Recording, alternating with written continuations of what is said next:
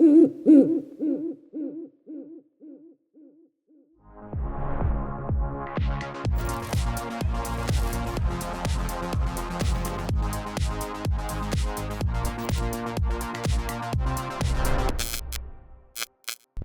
are here at Cultura Media for another sit down of Business After Dark. Today we are with a 17-year nightlife industry expert. He's the co-founder of Grails Miami and Spanglish Kitchen and Bar. Knowledgeable, experienced, a leader in his space from what I've seen so far. No stranger behind the bar, and we're going to dive into that. And somebody that I just met. So I am looking forward to this convo. It'll be selfishly a little bit about me getting to know you, and hopefully in that exchange, we also exchange some value to the listeners out there interested in the F&B hospitality bar space per se. I guess we can wrap it in that. So I want to start off and dive right into it. Who's Eddie Fuentes? And we can start middle school, right? Who's middle school Eddie walking around the hallways in 5th, 6th, 7th grade? All right. Before we start there, I would love to start with it's Hialeah Hospitality. Okay. That's the company that I'm pushing now with the flag. And it's a De Flamingo pop-up that we're doing in Calle Ocho. Amazing. The whole premise of that is becoming the Cheers of Miami, right? Nice. Like the show. Everybody knows your name. Yeah, everybody knows your name. You come as you are. You come in and you have a great time, whether you're in a 3-piece suit or in shorts. Papo, shots are running. Nice. All right. But back to middle school. Coño, middle school. And wow. I asked the question selfishly to see like where did it all start in your head, right? I wanted to be a firefighter. We're far from that, right? So where do we start? With I wanted Eddie? to be an architect. Nice. I wanted to be an architect. I love lines and Miami. That might sound horrible, but I just like architecture, line work, horizons, verticals. I don't know why it just fascinated me. So I looked at. I was always looking at buildings. I was always going around like Little Havana. I was going around the city and just watching. But middle school, Jose Marti. Okay. Not the best at that time because we had ninth graders that were 18, 19, and 20 years old. Correct. In donks, different, they had cars. They were parking in middle school. So, yeah. Never a good sign. I mean, yeah, it's not a good sign. It's not a good sign to have a 19-year-old talking to a 16-year-old. Yeah, for sure. Yeah, that gap is weird. Middle school, wide-eyed, bro, trying really to fit in, but at the same time not fit into the wrong crowd, because my mom would pick me up and drop me off every day, and she's, oh, can you hear? Right. Who is that? I haven't seen him in the house. How many times? I mean, Cuban, right? We identify. So you've heard the "Dime con quién anda y te diré quién es." Like I got that a lot, and then I was a rocker kid at the time, so mushroom haircut, nice. Shaved sides to my chin, Django, nice. Django pants, the wallet chain for sure. The wallet chain for it's sure. Essential. I lost the wallet too, and I would just chain it and then like grip it. I made a hole in the back of my jeans so it would grip. And then that was pretty much me in a nutshell. Like I was just trying to fit in, trying to see what's going on. This is 90, 95, okay. 96. So mid to late 90s, trying to figure it out. And at what point do you say, damn, the bar's kind of interesting, right? Or that type, does that happen organically, or does that happen by like you got a job and you kind of dealt with organically? I got a job. I was actually looking for a job. It was 2007, 2008. Okay. The market just crashed. I was in like the financial district. I was a credit analyst. I was a banker. I was I was chasing money, really. Sure. And what happens? And to chase money, you want to surround yourself around money and industries of it. I thought that was because nobody talked to you about money, right? In school, you know what I mean? We're talking about school before, like no one tells you how to invest, how to have a diverse portfolio. Right. You know what I mean? You're like, portfolio. That's what we did in art. That's exactly the only portfolio you get told about in school, right? Your art portfolio. And I didn't have any real like mentors. You know what I mean? The only real mentors I had were people telling me what I shouldn't do. Sure. You know what I mean? Like, because I was around a lot of different, and it all kind of started in middle school too, that I got like blessed into a lot of different circles because I was the good kid. You know what I mean? Thankfully that they saw me as the good kid and not something else. And nothing, man. That's the only real guide I got. So fast forward, it wasn't until I was 24, 25 that the market crashed. I actually left a job that wasn't morally, like, wasn't within my moral compass that I wanted to do. I'm so glad you said that first, because I wanted to dive a lot into values, and I mean, moral compass is that's what you use, right? But forget I just said that. That was me just being excited. We're No. But that had to do with, like, I was basically selling education. I'm not gonna say what school, but I was in a charter school, and I was part of the financial aid department. Okay. So you have admin brings them in. Look at it like almost like a car. You get cold calling, admin brings them in, and then I gotta get them financed to seal the deal. To then take them back to admin, and then they sign for whatever time, whatever project. And I'm in Hialeah. I'm in a charter school. Blah blah. The people that are going to these charter schools are trying to better their lives. Right. So technical program or whatever have you, but they might have a kid already, and they're 20, and they're pregnant as well, and probably don't have parents as a figure. It's abuelita, it's abuelito, it's a deal. You know what I mean? Right. And they're working at McDonald's, and it's a Bible of a contract that they're not reading, and I'm told to not, like, don't ask, don't tell. Right. Don't explain it to your best ability. Just answer whatever they ask. And they're not going to ask because they also come from a similar culture that I just told you, because nobody's teaching you anything. Right. You don't know about contracts. You don't know if on your 15th day you owe 100% of that program. Regardless if you finish it or not, or whatever the case is. So $50, $60, $100,000 working at McDonald's, about to have a kid, Yeah. I just didn't feel right doing that. One day I woke up. It took me about an hour to get ready when it usually take me 5 minutes, because I was looking at my clothes. The typical kind of, I guess, like office, like slacks, button-up shirt, tie, all dressed up on my door. I can visualize it, and then I'm like, yo, I don't want to do this. Right. And I talked to my parents. I'm like, hey, what would hapen if I don't have a job, because I've always had a job? Let's just say, right, hypothetically speaking, asking for a friend. He's like, they said, if you don't feel right, we're not gonna kick you out, right? Like, and then the bills that you're helping out with, it's okay. Right. And then the market crashed and I couldn't buy a job. So then I went to hospitality, and how I always kind of say the story. I can't, I printed out like 25 or 50 resumes. I went to South Beach because my boy told me, hey, the beach where all the hotels are. I went south of 5th. This is what year you said? 2009? 2000. It probably was like going into 2008, if not already 2008. Okay. So yeah, we're talking about if right before Live Open, you have a bunch of nightclubs, you have a bunch of small lounges on the beach still. Yep. Celebrities are walking up and down on a regular weekend. Especially south of 5th and then Deco Drive. Correct. And I went, in summer, which I didn't know is when you start laying people off, right, in the business. And it makes sense, right? Because it's hot everywhere around the world. It's so beautiful. No one wants to come to Miami. But in December, who the hell wants to be in New York? So that's our busy season. Right. So then I went down or up until I got to like 9th or 10th. Somebody saw something. I got a job there. And there was an invisible string that was already, there was that first knot. Because that corner, throughout my career, I've gone back to that corner multiple times. What did you say that was? 7th? It was the Astor Hotel, which is on 9th and Alton, I believe. Okay. So anyway, and I got an opportunity at the Art Hotel, which is the Sagamore, and then that's kind of how my career started. I was behind the bar. No, so interesting. I didn't know anything. I worked at a place called Chispa before. One of my boys, Alex Casanova, he's one of the partners, and also Giorgio, which is the chef. They're both my best friends, my brothers. But Alex got me into the game when I was like, I don't know, 17 or 18 as a busser at Chispa.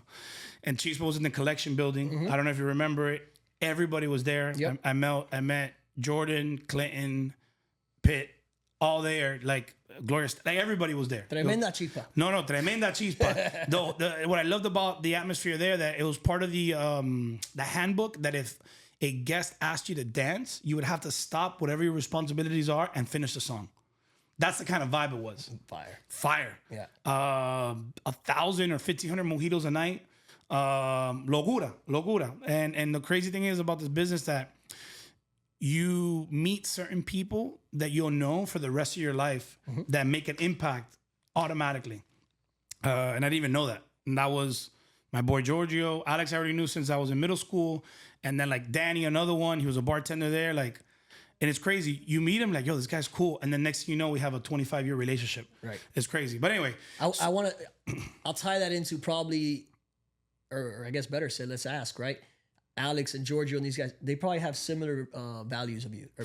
We somewhat of a similar DNA, right? It could be completely different, the who, what, where, and why, but like the definition of buena gente, I guarantee you, if they're 25 years went that fast, there had to have been some type of element of, you know, buena gente. We're on the same frequency when it comes to moral compass. My boy Danny says it a lot. Where I got it from him. He says that, you know, you befriend people.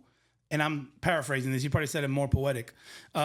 You build these relationships with people that you call friends because at some point or some skill set or something you admire. Right. So you admire them of like, damn, I wish I had that skill set or I wish I had that ability or whatever.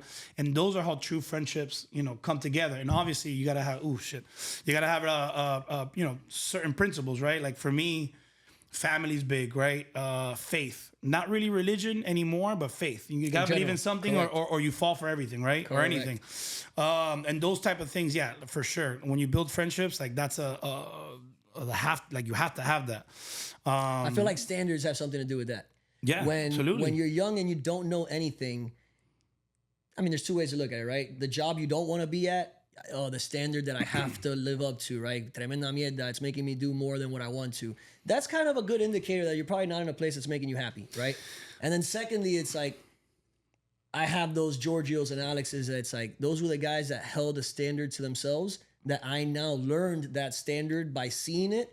And I agree with the standards. So it's also standard in my life. And that is an exchange of value right there that builds that friendship. 1000%. You know? And also as a friend, you I guess there's no other way to say it, but you check them. Like, hey, like, why aren't you like that? Mm-hmm. Like, that's the whole reason why we're friends. Like, what's going on? You know what I mean? And then that, you know, people also grow. You know what I mean? And sometimes you grow apart, right? Because you see either chinks in people's armor or things of that nature that you're like, all right, we were solidified, but now that I found out that these are either your vices or things, and I'm not talking about Giorgio and Alex, I'm just saying in general, right, that I've learned through other relationships, you're like, okay, no, what you said and what you do are different, regardless of what you preach. Because for me, also a big thing is like, which I've learned in Miami, you know, sunny days, shady people, right? Like you can have the person that is like, on paper is amazing, right? And they speak almost like a priest, right? And it's gonna be a horrible analogy, but like what a priest do, right? What a certain priest do, and it's like unfortunate, right? Like what you say and what you do is completely different. Correct. You know what I mean? So then, I can't fuck with that anymore. Can you curse on this show? Yeah, absolutely. All right, good. I'm not sure what the number is before YouTube gets mad, and we try to stay under that. All right. As far as listeners, hell yeah. Yeah. So then that's another thing. But anyway, all the way back to like. This industry, right? I fell in love with it a little bit later because at the beginning it was a monetary thing. I was like, yo, I need to get a job. And I had some experience. This was you putting in hours for exchange for a paycheck. 100%, like any other job, right? Correct. Like one of my first jobs was Einstein Bagels. Nice. I wasn't going to make bagels, but I liked it. It was money, and I got to get out of school and get an A for it. I was at Express in Dayland Mall. Oh, that's awesome. You know, a little retail. It forced me to talk to people on the floor. Coño lindo, dressed up. And you get a discount on the stuff to go to work at night after. So it's perfect. Amen. It worked out. No, it worked out awesome. So then nothing, bro. Like I came into the business to get a job. I had a little bit of experience because of Chispa. And funny enough, I got fired from that place because I didn't know that you're not supposed to serve the staff alcohol. So nice. I was a busser, or I guess I was a bartender since gate. I was running food, and then like, you know, Chef Joey or whatever, like, oh, hey, get some quart containers, vodka cranberry, vodka orange juice, fill it to the top, rum and coke, oh, no pasa nada. And I wasn't hiding it because I didn't know it was wrong. I was like, oh, the chef told me. I'm good. Yes, chef. Her chef, right? So I come with the tray, you know, como que así. Right. Everybody's watching me. And I'm going behind the bar, grabbing the bottles, filling it up on the service station. Hey, you didn't know any better. I didn't know any better. And we were so busy and nobody had the time to even stop me. And whatever, I will get, next thing you know, I don't have a job. I'm not on the schedule. Right. And I'm like, hey, what happened? Like, no way, Babo, you can't serve. And I was like, what do you mean? I was told to. What do you mean? Like, come on, dude. I was doing my job. Right. Yeah. And I did it pretty well. If you look at the camera. Bro, right. No, but we can't do that. All right, cool. Fine. Fast forward. I got an opportunity there, which through, again, different relationships, I got an opportunity to go to the Fontainebleau. And then when I got to the Fontainebleau, it was, again, and I addressed this earlier, like I got to see behind the curtain, almost like the Wizard of Oz. I got to see how the top 10% live, if not the 1%. Right. And, like it was Miami Vice. You know what I mean? Like Ferraris, Lambos, Bentleys, $100 tip handshakes. You know what I mean? It was crazy. And I went to get that job with how I got the first job, no experience. The first job that I got at the Astor, I lied completely. And I was like, I know. You fabricated your resume a bit. I created a resume that fit the position that I wanted to get. Correct. Right, with no experience. And then it was very obviously after 3 questions. And then I think the lady told me, at least you're cute. Yeah, right. Dale, ven para acá. Sure. Yeah. We'll take it. Right, we'll take it. And then I went to get the job at the Fontainebleau, and because I had this server experience now, they wanted me to be a server. And I was like, nah, I don't want to do that. I want to be behind the bar. That's where I thought the most fun was. And it's still serving, but I felt a little bit esclavitud a little bit when I had to serve tables. I don't know why. And there's great servers and career servers, and what they do, I admire because I can't do it. Yeah, and it's a magical journey of your dinner experience, right? From the start to the buy. It's about being there and not being there. It's about facilitating without being obnoxious. Like serving people is top notch. You know what I mean? And they give awards for it. It's crazy. But yeah, I can't do it. Like I no sé. I just couldn't do it. And at that time, I was also young and naive. And what I was like, nah, I don't want to do that. So the guy's like, all right. So then what do you know how to do? Like behind the bar? Like, do you know how to bartend? I was like, no, I have no idea. I've never served a drink besides to my dad. You know what I mean? Like, and staff. Oh, right. And staff. I didn't say that, but staff. Yeah. And then he's like, okay, well then, maybe a bar back. So have you written? No, I've never done. I was like, hey, Pablo, like, what are you doing here? I'm hiring you to be a server. We have no positions as a bar or back, but you want to do this? And I was like, look, man, like whatever it takes. Like I was honest, and it's a lot about manifesting too. I'm a believer in that, and manifesting and work, right? Both preparation and opportunity, but you got to prepare, and you have to practice perfect. That's one of the things that one of my partners and good friend of mine, Will Thompson, is always advocating. Is like perfect practice, right?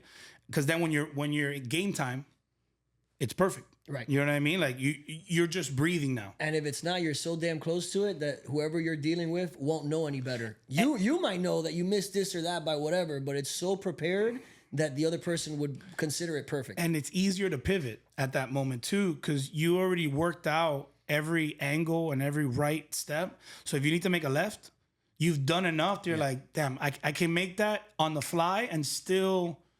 Usually hits. Right. Not always, but usually hits. At least keep my footing. Right. And then sometimes it's a home run. Sometimes it's a grand slam. You're like, oh my God, thank God I did that. Thank God I didn't go that way. You know what I mean? So, I forgot my fucking place. what? Fontainebleau. Oh, Fontainebleau. And the first essential, I think, real bar position. Right. Call it. Armand. He gave me a shot, and then I just told him, like, look, I'll do whatever it takes. I'll mop floors. I'll clean bathrooms. I don't know what it takes to be this position, but just tell me what it is, and I'll do it. And I guess he saw something in me, which is always about also extending the hand. In our business of hospitality or even entertainment is always extending a hand to the next generation. You're gonna die with the info.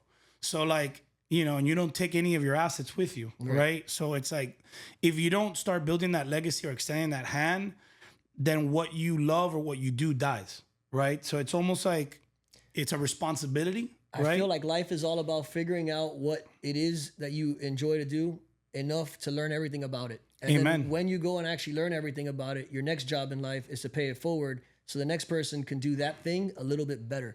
Because if that thing is actually what you love, then you by default you're making it better, which should be your common goal from day one. But that is very key what you said, make it better. You know what I mean? Right when I walked in, it was like, I think it's like, take a moment, leave your ego here or check your ego or whatever.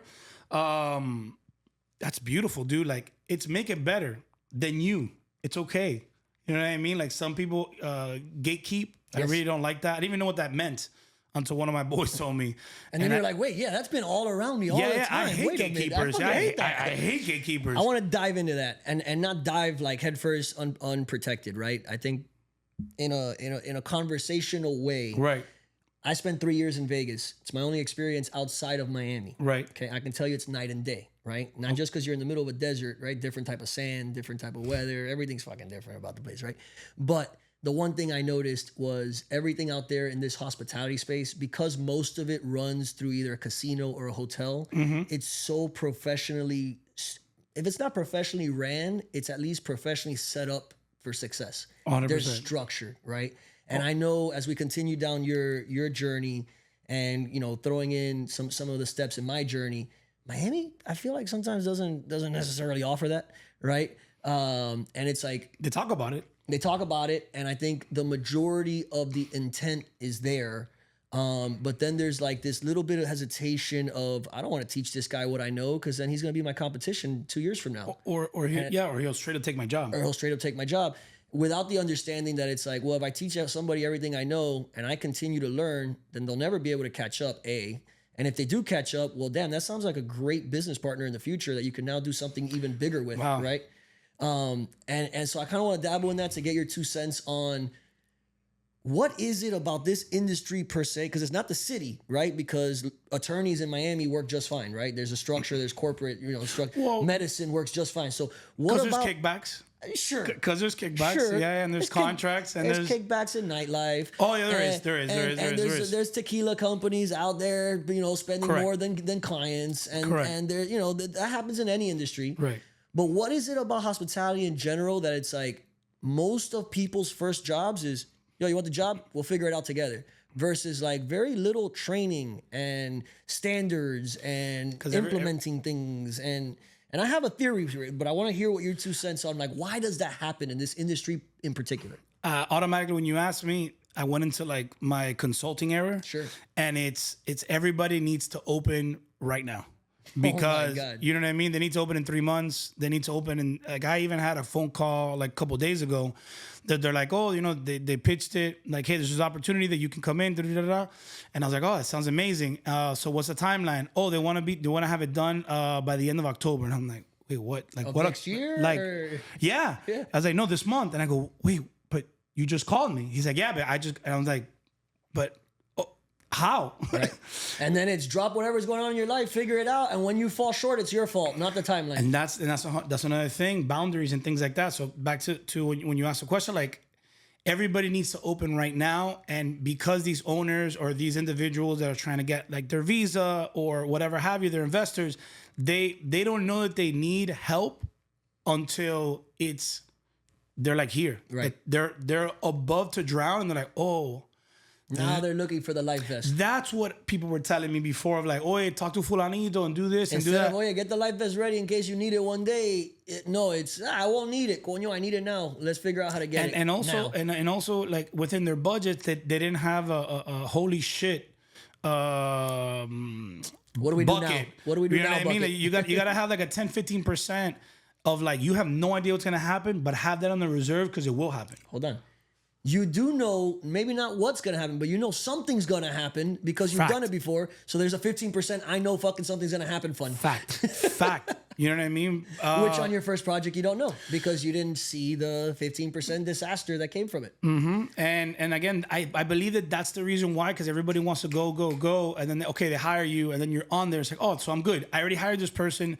Now I can put my foot off the pedal. This guy's going to do it. It's like, yeah, but you still need a team and then you need implementation and you need time for that. It's like, no, but I have to open in 3 months. And I go, yeah, but this takes a year of planning and this and that. And then, yeah, maybe you can circumvent in 6 months. But in 3 months, yeah, we can open. It takes a lock and a key. Correct. You open the door. Sure. That'll happen. What happens beyond that? Correct. And how do we get people walking back through those doors from their experience? Because as soon as you open it, now you're open. Yes. You don't have an opportunity to close the door because if you open and close, then ¿qué pasó? Right. What happened? Oh, is it funding? Or no, it's no longer reliable. So you get dressed with your girlfriend, your significant other. Where do you want to go today? Let's go to that new spot. That's my favorite spot. You pull up, it's closed. You go, damn. Now next time when your girlfriend says or your significant other, hey, you want to go out tonight and grab a drink? Sure. Where do you want to go? Let's go to that place. Coño, pero estaba cerrado, Nah, but we never know if it's gonna be open or closed, bro. Let's go somewhere else. Hours of operation, I think, are crucial when it comes to operating. It sounds so simple, but if you say a time, say a time. Yes, if you say you close at it. 2, right? If you say you close at 2 and you don't have business at 12:01, Pablo, bite the bullet. Sure. It's Texas Hold'em, right? Give it 60 days and make that decision to change uniformly. Okay, moving forward, we're not open past 11. Because you're gonna have that person that planned their life or their moment around your time. Correct. They show up. Hey, están cerrado. Even worse if the girl's still in there cleaning. And then it's like, no, we're closed. Oye, bro. Now what do I do? Yeah, dude. Correct. That last shot or beer or whatever that I needed that, and they're coming to you to get that. So to answer the question of like, why do I think it happens? It happens because people are not, they come into this game because of the facade of it. Okay. You know what I mean? They like how it looks because they go out and they went to a place that was planned out, professional. They have a sequence of service. They have the right channels of communication. All these things are happening and it's flowing. And they're like, oh my God, the bottle came in, the ice never got watered down. They were always filling up my stuff, or the food always came out, or my drink never passed below half, or, when the fork fell, automatically another fork came and, coño, I love this. Yeah, everybody loves that. That's a good restaurant. That's a good bar. That's a good club. And now the next thought is, coño, I want one of these for my own. I want to invite my friends to a place like this. Yeah, bro, this looks good. I want to have one of these. It's easy. It's easy. How hard could this be? I've been saying this analogy a couple times the past couple weeks. Like when Jordan gets the ball at the end of the court and he has the short shorts and he bounces it a couple times. Oh no, when he did it, it was longer shorts. But anyway, he's grabbing the ball. He runs towards the free throw line. He steps on the line and he jumps. You're like, oh damn, bro, that looked really easy. Right. Wow. Right. Let me go get a basketball right now and do that. You can't. You can't. You don't even know where the free throw is. By the time you look, you're like, "Whoa, I'm not even trying." You can't even grip the ball. Yeah, I'm not trying this. But it looked easy because professionals that train and practice and do what they do, they make it effortless. Right. Because they're breathing now. Right. It's not hard to breathe. And they put in X amount of time to be able to do it effortless and give it that image of how it looks and all that. But that's not easily duplicated. It's easily imitated, right? How the saying goes, but it's very something. It's not that easy to replicate that. Would you say, or am I hearing then that it kind of stems from the type of not people, but the fact that there is not really industry professionals across the board, right? You're not going to be a businessman that went to a hospital and had a great time, and then you went and hired 10 doctors, right? Right. Like where in this place you might want to open 10 restaurants, and you could if you have the money, right? You could. What's going to stop you? But then the issue becomes, I think, what happens after that initial conversation, which is, I want to open a project like this, right? And then again, maybe it's who we've dealt with, right? But in my experience, the next thing is, and this is how I want to do it. Right. I always tell them, don't do it. Well, that's for sure. That's my first. Every time that a friend, a cousin, close brother of mine or whatever says, "Oh, bro, I want to open up a bar," I say, "Don't do it. Don't do it. Don't do it." Absolutely Restaurant? not. Absolutely not. Even less. No. Like, look at your success rate. Correct. Like, just look at the numbers for a second. You know what I mean? Like, more than the 90% fail. This is before COVID. More than 90% fail. 10%, yeah, they're open, but only 1% is really making money, and the 1% of the 1% are being elite. Sure. So it's like, why would you want to play with those numbers? Yep. Like, open up what do they? It's not ping pong. What is it? The new thing now? Paddleball. Open up a paddleball. Pickleball. Pickleball. Sorry, My dog. yes. Open up a pickleball thing. It reminds me of paddleball and Right. Do pickleball, which is an open space. You need to put a couple lines. Right. A tennis a net. Ya se acabó. And you want to put a little food around it or food trucks. More than, power to you. Sure. Pero, dog, there's open and close, and people come, and now it's a big thing, and dale. Just like write it out, and when it's no longer a big thing, sell the land, and that's it. Véndalo. And then that's another thing. How passionate are you about it? Sure. You know what I mean? That now scares me. Don't be so passionate, because if you're that passionate, it's going to become your baby, and you don't want to kill your baby. You don't want to sell your baby. You know what I mean? It's yours. Right. So then you'll do everything, lose your house, lose your relationships, lose family members, right? Because, it's my baby and I got to keep going. Bro, It's a form of ego without calling it ego or looking no, at it. 1,000%. Who has more ego? Right. More money and more ego. It's almost like right. a lawsuit. Who has more money? Who has more ego? So it's like, yeah, dude, don't do it. But then if you are gonna do it, then it's a little contradicting. But from what I'm saying, but then you gotta love it. Right. You gotta love it because you'll get the bag, as the kids say. You'll get the bag. But the bag might not be today, or you might get it in the beginning, and then you might have 2, 3, 4, 5, 6, 8 seasons that you don't get the bag. Right. So then, and it's like the gambler high, right? You're hooked on that first season, and then it's 7 years of or like an misery addict, like an addict, you're always going for that first high. Right. You know, you're chasing that dragon that you'll never get. You know, Yep. So it's like you gotta love it because now you're gonna have to read about it. How you said, put in the work, put in the hours. Maybe you were owning a place and now you have to be, a worker bee within that space, but you're not you don't have the title right now. You're not the owner or the GM or whatever. Now you're a server or a bartender or a busser or whatever. Or the dishwasher. Or the dishwasher didn't show up and we need our shit clean. Well, yeah, well, that's when you're an owner. Yeah. They're like, oh, you're an owner. Congratulations. I was like, I'm like lead custodian. You know what I mean? I'm like bathroom attendant. Sure. The top notch. You know what I mean? Like culture control. Right. Like that's like, if you throw up, voy para allá. Right. So that, it's not so as glamorous as people think it is.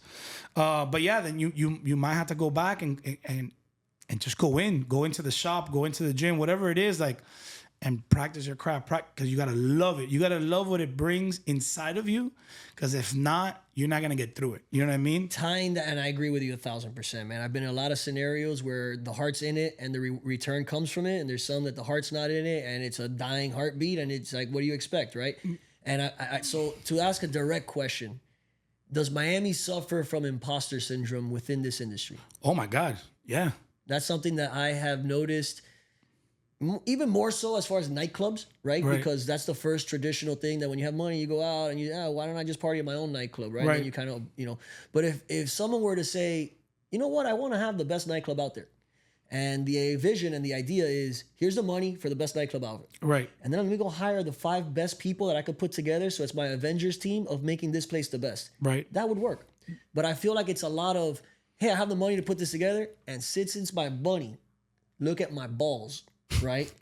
And here's my idea, my team, my way of doing it, my way or the highway, dale, right? And then negative. And then opening week comes and then it's like just yelling at the manager why everything sucks. And it's like, well, you didn't let me really create my fucking you told me here, right. You told me we had to open them in 3 months. I was still working on the Bible, right? Let me actually reiterate what it is you told me 3 months ago. I don't give a fuck how the mojito comes out. Just make sure we're able to sell mojitos. And now we're here and you're upset about the mojito. 100%. What are we talking about?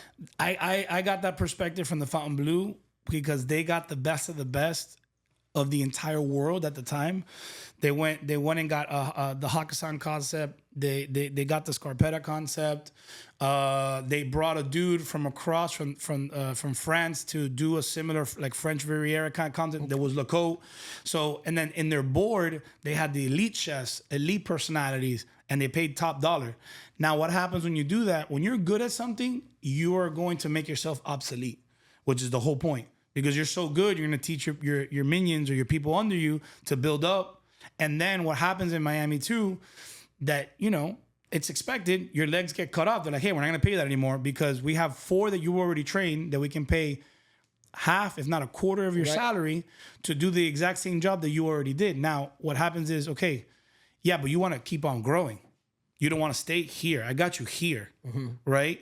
And yeah, these people can keep it here, but they can't do this.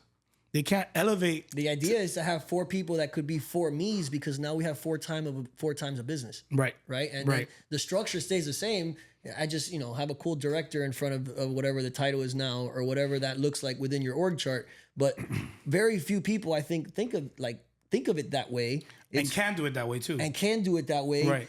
And I think anybody can do it that way, right? It's just a matter of setting it up that way from the beginning. Where and check your egos. Like kind of here, kind of how we're trying to. It's not a 1 month race. It's a 10-year race at that point. And then as long as you understand that vision going into the race, then you know that it's a marathon, bro. Let's fucking run chill, But the worst is when you think it's going to be a full sprint and a year you're still sprinting and you're like, yo, I'm tired. Yeah. You hadn't, you didn't have very clear expectations on how this was gonna go. Right. And I wanted to transition with that word.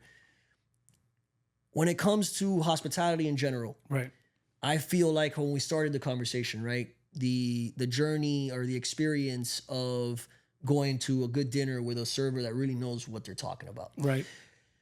That server is that good because of expectations. Okay? Yes. There were expectations provided to him as an individual, whoever Mm-hmm. was his mentor in the server game. You got it right on the nose right there. There's Yeah. expectations given to them by wherever they work, right? Okay, you do it to the best way that you do it, but this is also how we do it here. So you could do you the best way this way. Right. And it gives you more expectation, more standards, more expectations, more standards. And the more you kind of unpeel the onion, the more you realize that the more expectations there are and the more standards are in place, the more uniform, consistent, and overall amazing it will be. The service, the product, the person, the 100%. team, the vision, anything, right? So then my question becomes, if we all know this, or we would agree that this makes sense, 100%. okay, why is there not enough time being invested in setting clear expectations? And are there, right? Because maybe in Fontainebleau, when you got hired, like, were there very clear expectations? I got hired a little differently than other people did. Sure. And I'm fortunate for that. But, they had 2-week onboarding. Then they had 4-week trainings. That's unheard of if you're not working at like Cheesecake Factory or like super corporate. And they were paying them $10, $15 in 2009. You imagine? You know what I mean? Like, that's crazy. Yeah. So it's knowing what the real investment to all the way to the beginning, knowing what you're getting into. You know what I mean? And what is it that you want, right? And you can't, like how we said, that picture of the perfect service, you can't have that without this. You can still be in the industry. You can still have a 5-star dive or a dive bar or a sandwich place, but if you want like a restaurant or you want like nightlife or entertainment, or you're in a different league. You have to play major accordingly leagues, to the league. minor leagues, Correct. Pee-wee. You know what I Correct. mean? Like, they all work, they all make money. They all You know got what I mean? jerseys. They all got jerseys, right? Same Awesome. quality, same jersey, different people put them on. Exactly. And that's the difference. That's the difference. We know this, and why do we do it? Yeah, setting the expectation.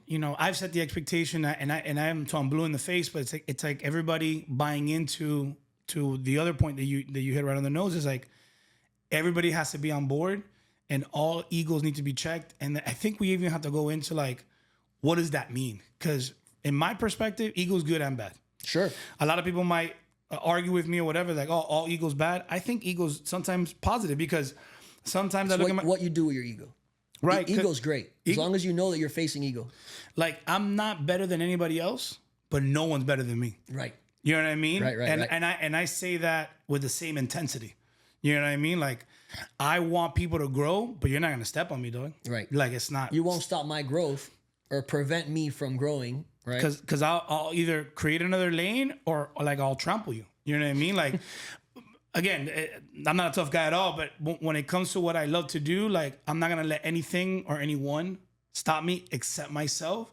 And that's the battle that I'm doing. And then imposter syndrome, sometimes I have it, with myself. Oh, for sure. Me You too. know, like, I'm like, ego, right? Like, no, you can't do that. I was like, yeah, I can. Yeah, I can. In these industries, right? These after dark industries, F&B, hospitality, entertainment. I feel like it's so much more common, because it's more common because it's easier to feel like an imposter because you don't have that many reference Damn, points. that's a great way of putting it, right? Right? Like if I'm a doctor, guess what? When I graduate and they give me that MD and they say, here you go, and whatever they get, the stethoscope or the wings for pie, whatever that thing is for doctors, guess what? Moving forward, I am not an imposter. I can confidently tell you I'm a fucking doctor. Right. Right? I might have never seen a patient. I've never opened the chest up. I'm not an open heart surgeon. I'm not anything. But I know damn sure in here, I'm a doctor. Right. I did my time. I paid my dues financially, time-wise, studious-wise. Right. Everything went across. I'm a doctor. Here, you could be literally the best bartender in South Florida. And like you wake up in the morning, you're like, dude, I fucking suck. And then there's nothing there that tells you, Oye, como pinga, wake up. No, you don't. You're actually the best. And I think that that's also good because I hear from entertainers too that they get the butterflies right before going on stage. Like the biggest, the Beyonce, the Jay-Z's, the whoever, Jennifer, like they all get, I guess, nervous right before going on the stage. And I think it's because we care. Yes. You know what I mean? Like I care so much that whatever that thing that I'm doing, I was doing a tasting with a company or whatever. And I'm like talking out loud. This is just tasting the cocktails before they show up, and everybody around me is kind of looking at me like I'm crazy, but like because I'm right because I'm trying to hype myself up of like what am I gonna say or what is this character like? Because I want the best face because I want the deal. I want everybody to be impressed. I wanna and I want to get the deal for my partner, for the group, for everybody, and that. I put all that weight on my shoulders and then I get frustrated because it's on my shoulders and then I take it on and I don't know why. I'm like, yo, you don't want it, but then you throw it on your back automatically. So I think it's good. I think it's good to be a little nervous. I think it's good to have, again, that ego that you say, hey, there's nothing that I can't do, right? There's nothing that I can't learn. And when you get to the top or you get to whatever mountain peak, you remember that like, yo, the peak of one mountain is the valley of the next journey. Absolutely. You know what I mean? So like you're never as good as you think you are, right? But also remember that you're a bad motherfucker. Like you know what I mean? Like you because again you're either your track record or it could be how you treat people. Back to you where you're saying about like, or I think I said I don't know anymore, but when you're growing and you maybe you went from an owner now to a dishwasher or whatever, like it's about people too. And like I treat everybody. Even though I'm in a leadership position or, we see eye to eye, I always treat people the same because honestly, you never know. And people are people. And I've had people that I've hired that later, they're the head of a rum company or tequila company. Opening doors for you. Right. They're hiring me now. Yep. You know what I'm saying? Or whatever have you, And then, I don't know, that's like beautiful, dude. I love that, man. I mean, to relate to it, because I feed off of this, man. It's great. And I'm so entertainment based now that I don't get a lot of hospitality talk. Right. So I love when I'm able to like dive into it. Because that's what I went to school for. I went to FIU, hospitality management. Like, sick. It's my thing. That's, I just kind of ended up in the entertainment space in a good way. Right, that's great. And I get to apply kind of the structure and all that and the business of it, right? Sorry to interrupt. Hospitality can be added to anything. Anything. You know what I mean? Mindset. Right. It's mindset. Treating people like being gracious and pulling out a chair or, hey, are you thirsty? Like, bro, being hospitable is, I guess, being human. You know what I mean? So a value that goes with everything you just said. And to me, is literally a human value to be is integrity. And I feel like if you're in hospitality and you don't have integrity, you will not last. That is what every upper person looks for. Did you walk by that napkin on the floor and leave it there? I can tell you from experience, during COVID, I was with a company, has 9 or 10 QSR style, not fast food, but healthy line type food.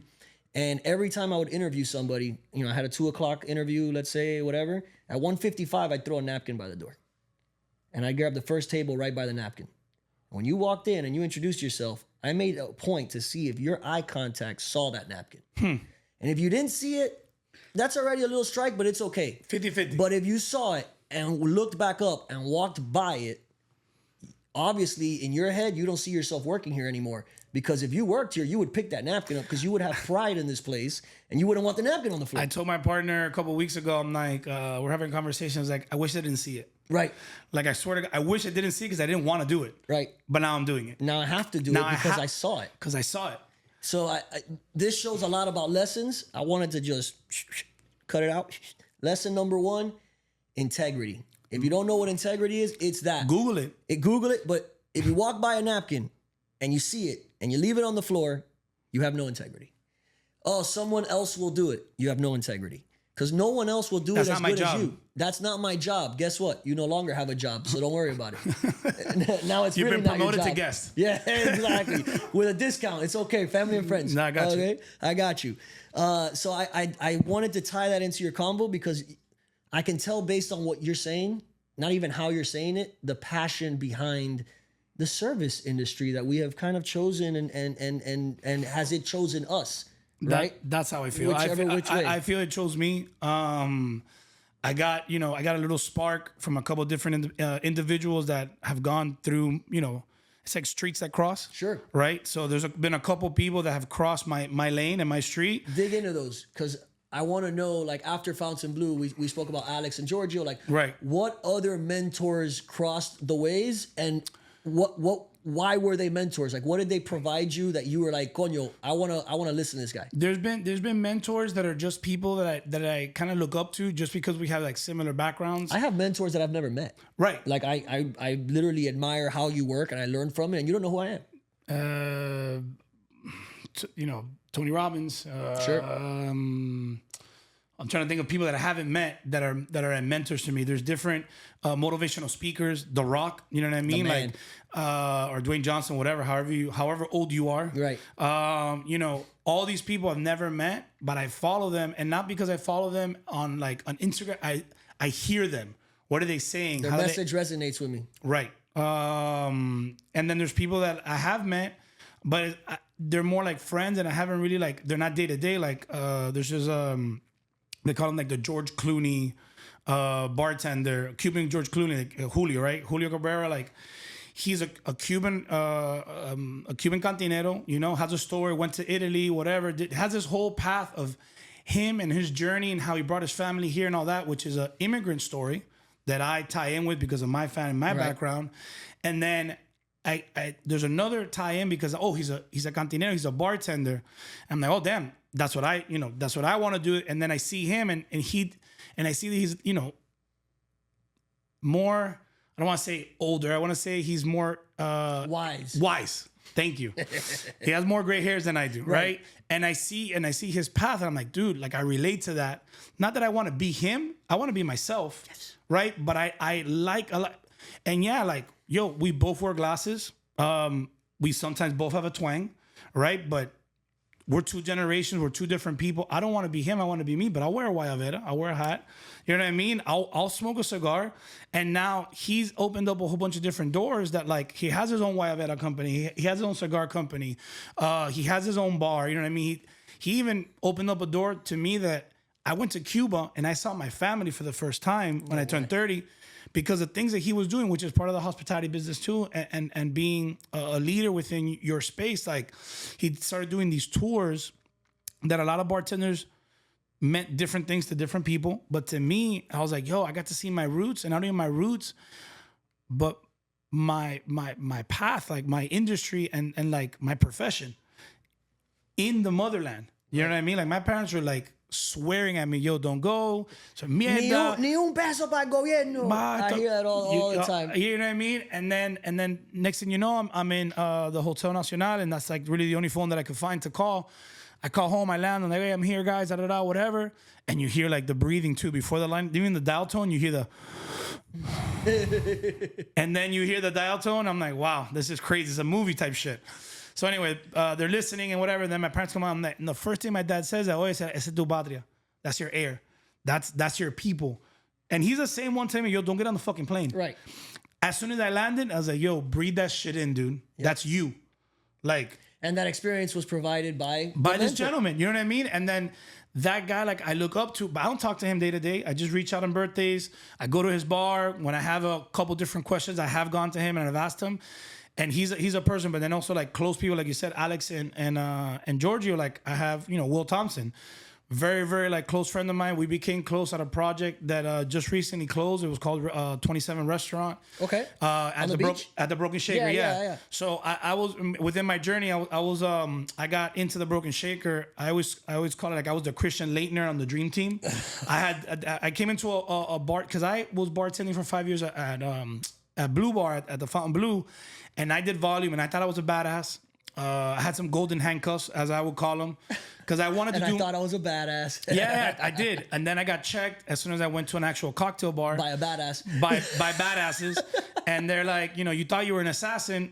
Maybe not so much. Right. And then you're actually in the WCW. You're not an assassin. No. At all. I'm in college. Right. You know what I mean? I'm in college. I was like, you're gonna be on this dream team, but remember, you're getting out of college still. This is the big leagues, and I was around vets. You know what I mean? And how they say, like iron sharpens iron, and I grew really, really fast. And, you know, that story, long story short, whatever, I was on and off with them for the next 5 years in different projects. I opened up like a project in Kendall called Finca. Okay. You know, again, I love Finca, man. I love My Finca. girlfriend loves it more than me, but No, bro, and they're legit, bro. And what I loved about that is that I was like for the people, by the people. That's been a through line, or I think that's right, like a through line through my career. Like, I want to do things for people that talk and look like me. You know what I mean? I want to show them that other side or behind the curtain, as I said, right? Right. And in Kendall, like it was black, you know, Johnny Walker, right? Or Grey Goose. You know, no shout out to anybody, but vodka Red Bulls or Black on the Rocks. Right. And to show them that there's other scotches or other blended scotches or what a cocktail is or what you can do with scotch that you would never believe that you're drinking scotch. I made a penicillin to a dude, and he was like, he almost fell out of his chair. You know what I mean? And he was like, oh, esto, you know, and like, and doing that, and again, starting caminos for other people, it was dope, dude. Like one of my first hires is the guy that runs the place now. Nice. Like that's dope as fuck. And every time I see a commercial, I mean, well, there are commercials. Every time I see Instagram and I see a reel, an ad, and I see his drinks, I'm like, that's my dog. You know what I mean? Like, and it's not like I'm pulling out and like I'm like pissing on it. No, dude, that's you. Yeah, 100%. Yeah. I gave you something, and then you took it and made it Pablo, you. I cracked the door. Sure. And this dude busted in it. You know what I mean? Kool-Aid style. And he through the wall. Yeah, and he made and he made it. Oh yeah. And he did his thing, you know, and like that empowers me. But like I met Will at 27, and a lot of the things that we're doing today, 10 years later, we talked about it on a balcony. You know what I mean? While again, I'm not gonna get too explicit. While we're in the balcony and we're smoking, right? And we're manifesting. To me, it wasn't talking shit. To me, I was manifesting. And his perspective on this too, and hearing his side of what he's hearing from me was crazy. Like he was hearing it like, yo, I need to get on. Like I need to make sure that when this guy goes on his path, I'm also on a similar path, so that at one point or another, we're going to have an opportunity. And this is him telling me this. We are going to meet again, and I need to be ready. They're going to intersect. And I need to be ready for him because he's going to be here. I need to be here. And I'm like, damn, I didn't even know that I was that influential in your life, dude. Right. But which is fucking crazy. You don't even know the conversations that you have with people and with individuals. You don't know what impact you're doing on that life. Yes. Even when you're to that person, for that person, and even a step further into the next conversation he has, right, or she has. Then they, you know, one thing they picked up from your convo, now they're saying it in a different convo that this huge idea comes from, and they would have never had that convo if the idea that stems from your conversation isn't a reality. It's not a thing in their existence. 100%. You opened up a window or a door that you didn't know that could be open. Right. It's like one of those like you know, old houses that you move the bookcase. Yeah, sure. You know what I mean? Like you didn't even know that was a door that I could go in through, right? And that even goes to like even serving drinks. I always tell my peeps, like, you don't know what this drink, as so minimal. Like again, we're making drinks. It's not, you know, heart surgery, brain surgery. We're not going to the moon. I take it that seriously because I don't take myself seriously, but what I do, I take it very seriously. Sure. Those are the products you're pumping out. Right. You don't know what impact that's going to do. It could be just a whiskey on the rocks or neat, but maybe that person's going through a day that they need that. Mm-hmm. Or they're celebrating something, they're high-five, and you're just that social lubricant, right? That makes everything fluid, right? So you don't know, bro, like 52 weeks, usual, they work 50 weeks to take those 2-week vacations. We're in Miami, they usually vacation here. And they're spending that time with you. So, bro, don't be a dick, dude. Don't be an asshole. Like, appreciate that. Yeah, dude. Don't be like, you know, have a nice day, but you really mean go fuck yourself. Right. You know what I mean? And your voice said that. They heard go fuck yourself. 1,000%. Nobody did. And it's hard because I go through that too. You know, there was a dude that one of my partners that unfortunately we were no longer here. Lost him about a week ago. Like, this guy was the embodiment, dude. His name is Emmer. I'm wearing you know, shout out to Emmer, B Emmer. Nice. He reminded me, a lesson that he showed me after his passing was like, yo, like, be about it. And I try to predicate or teach or you know, put it on a piece of paper.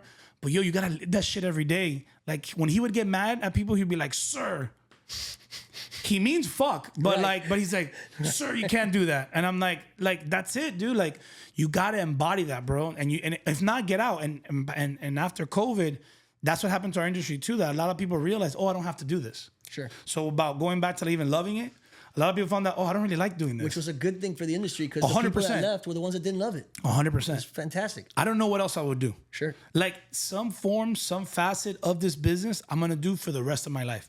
I don't know if I'm going to start making my own product and then that's what I'm pushing. Or again, I'm opening up more F&B or retail F&B structures that I'm placing things in or plot, whatever. I'm going to I always say it's I'm a lifer in this industry. Where will I end up in the industry? That life will only tell. Time will only tell. But it'll be somewhere within this space unless something extremely crazy happens in the near future, right? Yeah, and things have happened crazy in my life. And I gravitate right back to it. Yep. I was going to be, and this is not a diss to anybody because my dad always talked to me that, there's a snake.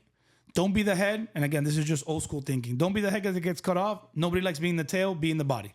So my dad was a worker bee and we need blue collar workers and being normal is okay. Big facts. Nowadays, it's also being very profitable if you're good at being normal because a lot of people don't want to be normal. So the industry space has shrunk. How many plumbers do you know? Yes. One, the guy that you call when your house is fucked up. There's 100%. now 54 plumbers running around on Instagram telling you to hire them. 100%. So now plumbers are making good money. Yes. So being like when I say normal, I don't mean it as disrespectful. It's just that I've already been doing this for I think 15 or 12, something like that. Entrepreneur, 100%. There's no plan B. I rely 100% on myself to pay everything. Right. And then take care of my family as well.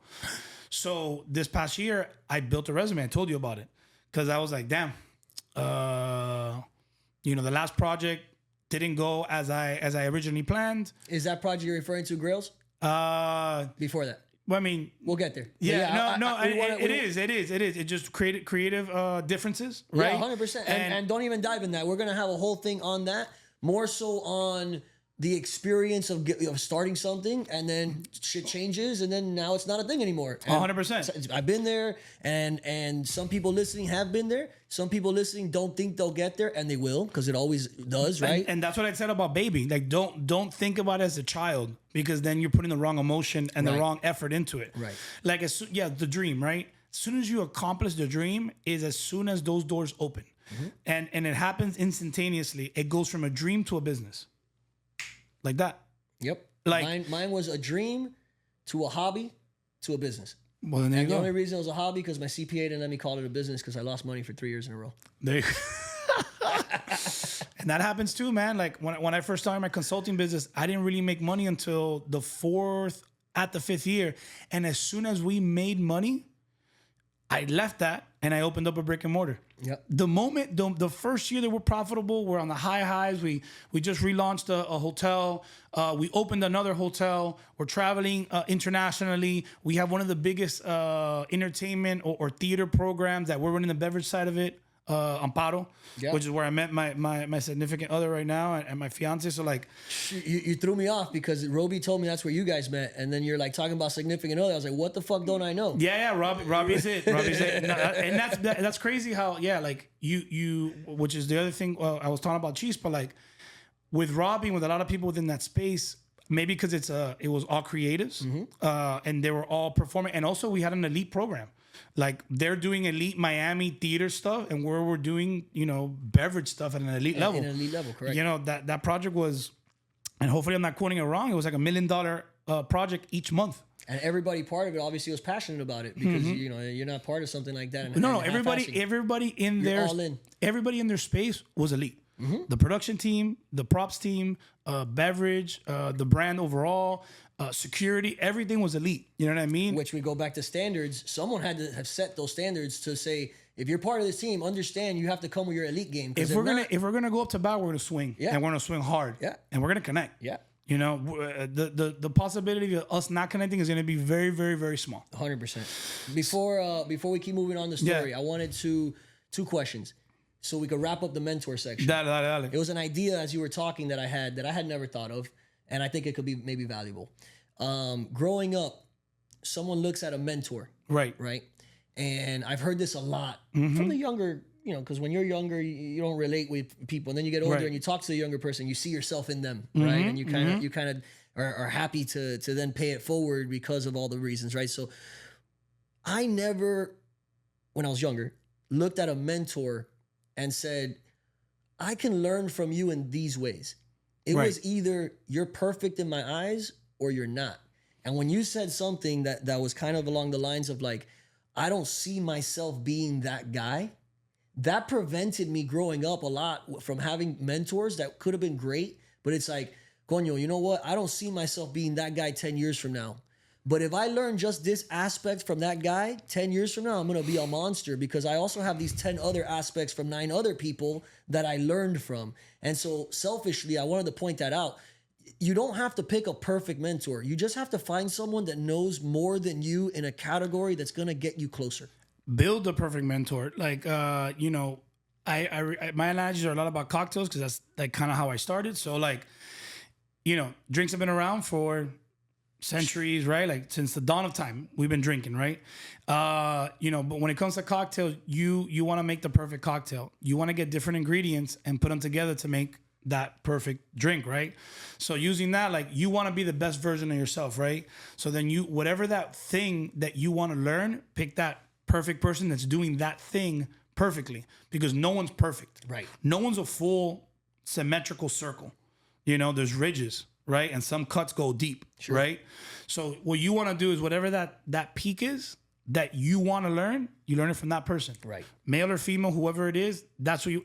Now, obviously, you're going to see some of yourself within that person, but just because, again, hey, I don't like that or whatever, I don't see that part, it's okay. That's part of learning. Yes. Bro, it wasn't until 2019 I had a job that was completely unexpected, a new venue that opened at the time. It was supposed to be like a small little thing and ended up being the biggest shit for 4 years in Miami. And we won't drop names, but the idea was I learned a lot there of what not to do, which is so important that nobody puts a lot of attention and focus into. Like, it's not 1000%. just about knowing what to do, because then when situations come about that you haven't seen before, you're fucked, right? So I don't want to just teach somebody or learn from somebody what to do. I love the fact that I learned what not to do. And I have the craziest curriculum traditional story, right? Because went to FIU for 7 years out of high school, not knowing what the fuck I wanted to do, right? I mean, how many... They have a great program there too, so it's amazing. Great program. The problem was that I went through 4 programs and I was still a sophomore 7 years in. So you see, that's the issue. When you don't know what program to be part of, it's just another day to go to school and make your parents happy. Right. So I transitioned out of that. I'll go back into what you just said too. Go ahead. I transition out of that. I go 7 years, no school. Right. And then I go back to FIU. I find out that there's this forgiveness policy that wipes out your whole GPA if you don't go to school for 7 years, right? If you have that break. I was like literally a week or two past the break where when I go to sit with the counselor, she's like, yo, you're here for the forgiveness policy, right? Like, you've set a reminder on your calendar. Like, no, what is that? She's like, you don't know? But what are the coincidences? Start with a 4.0. I had a 2.1 before, right? Like, 7 years of not knowing what the fuck. Now I graduate on the dean's list, 2022. Hospitality management is something I know exactly what I want to do. But why I say this whole story is, and I encourage people to do this, especially in this industry, go get a job first. I'm not saying don't go to college, but I'm saying don't slow down on not getting a job, because you're going to realize what you like and what you don't like. Right. And while I was working at this place, I would see this leadership style or this implementation of a cocktail, on the menu, or menu creation in general. And I would see all these things, and then I'd go and learn at it in school literally like 7 days later. And I'd be like, wow, so this is the real world of people doing it. This is what the books tell you how to do it. They're so goddamn different, right? So let me pick from it what I think is smart, what isn't Make it smart, your own. what makes sense, what doesn't make sense. And then a year and a half after that, I'm writing corporate handbooks on SOPs for another company, because I didn't learn what to do in school. I learned what not to do in the workforce and how to tie all that together. So I definitely get a job, go clean shit in the bathroom. Get your hands dirty. Get your hands dirty, because you're gonna learn, hey, you know what?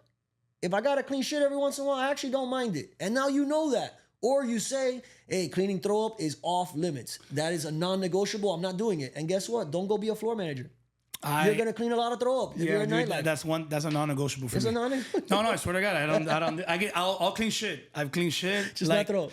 I don't know, because I'll start throwing up on top of it. Right, and it's just very counterproductive. It gets a whole mess. Yeah, it's horrible. It's horrible.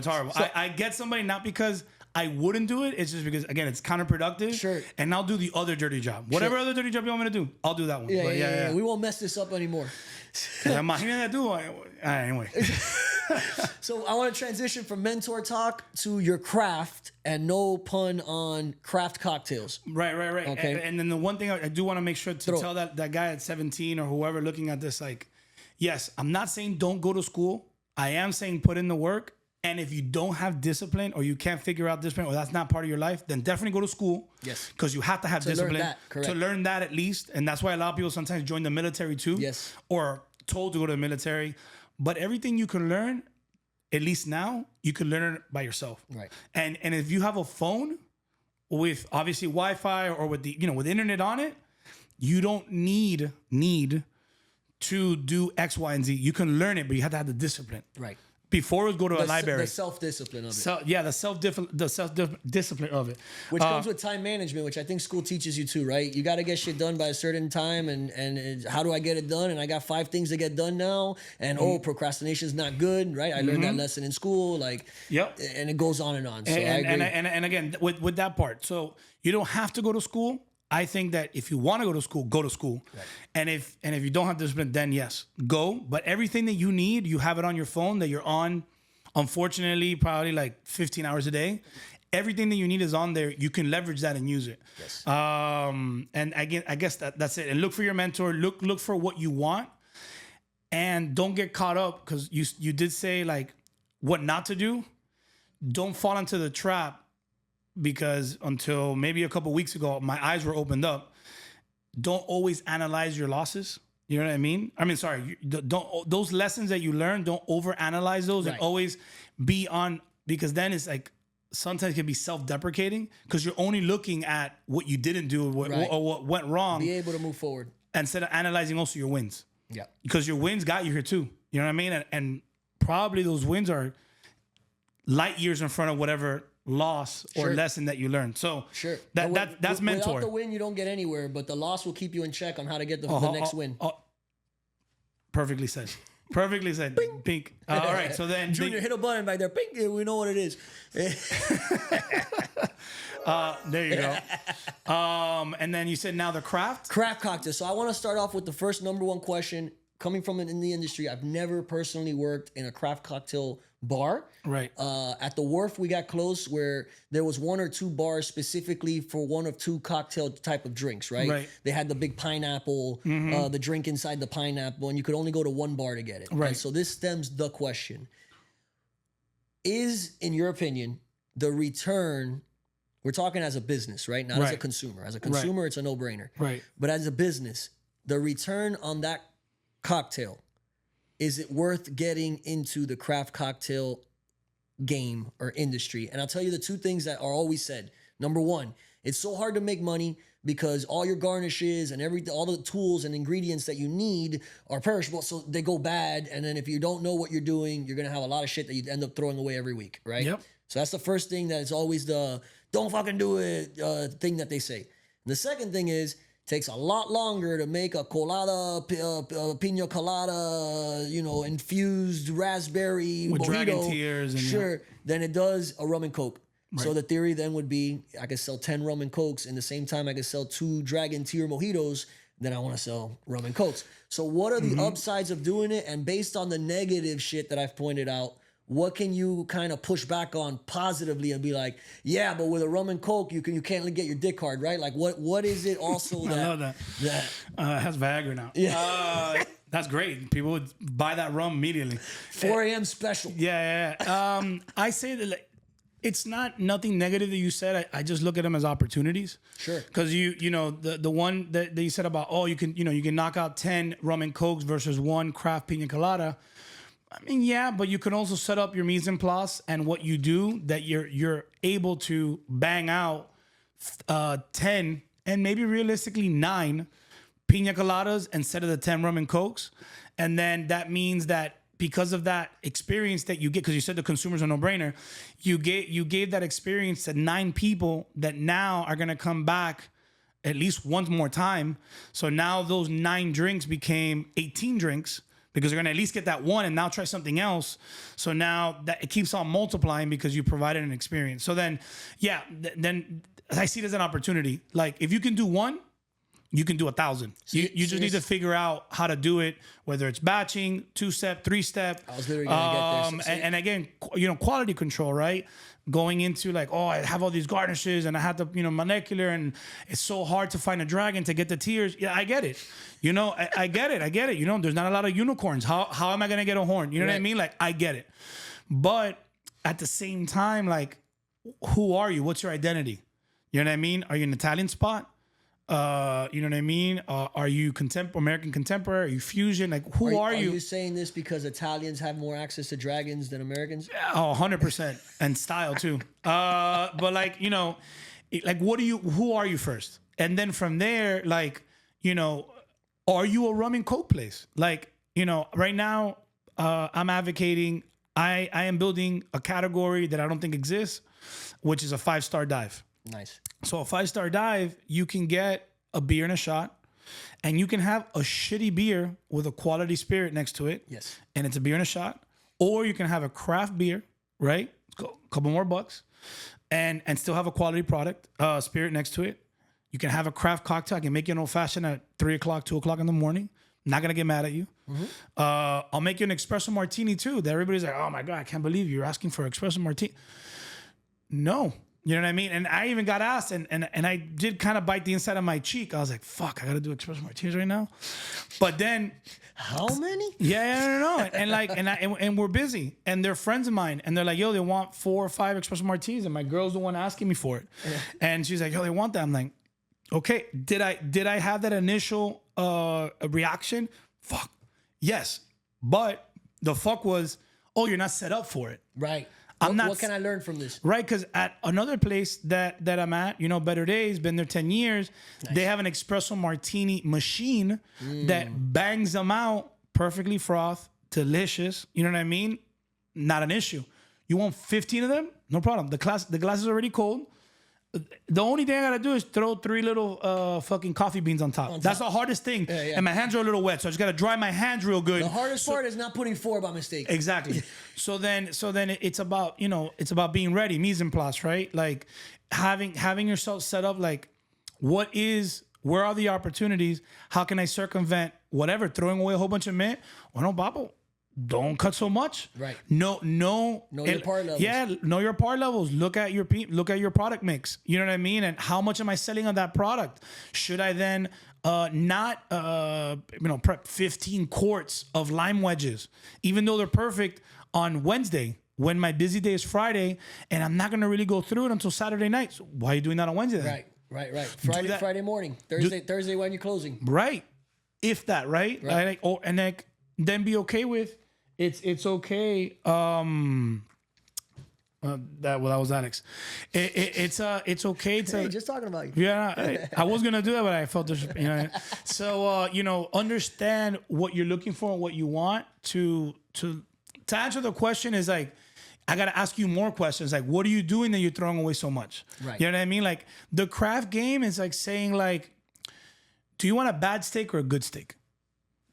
That's it. Like. Do you want a good steak? Yes. Do you want a quick steak? It's steak. They're both from cow, but do you want a quick steak that's like this, or do you want a steak that's cooked a little slower? It's a little juicier, and it comes from a different part. Most people are saying I want a good steak. 100%. Now they might say price.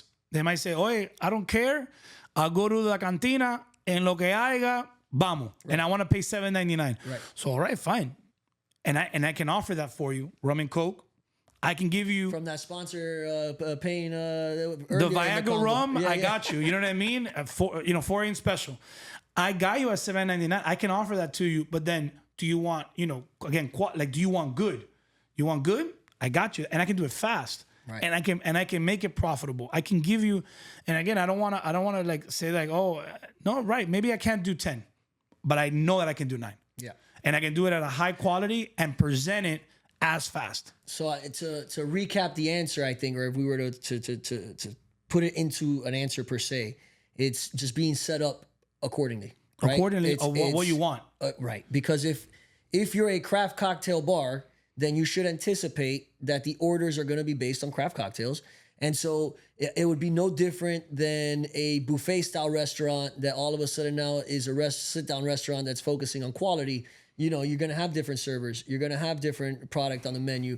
So I guess from what you're saying is imposters can very easily open a dive bar, but imposters should definitely stay the fuck out of the craft cocktail game, right? Because if you don't know, it's going to eat you alive. I just see the margins. If you don't know, it will eat you alive, and you can't make the exact margins that you can from a rum and coke, but they could be very, very profitable. And then you start going into like deeper things of an entire menu. Yes. Because again, you pay your rent with money. You don't pay your, like, I don't go to my landlord and say, hey, look, here's 15%.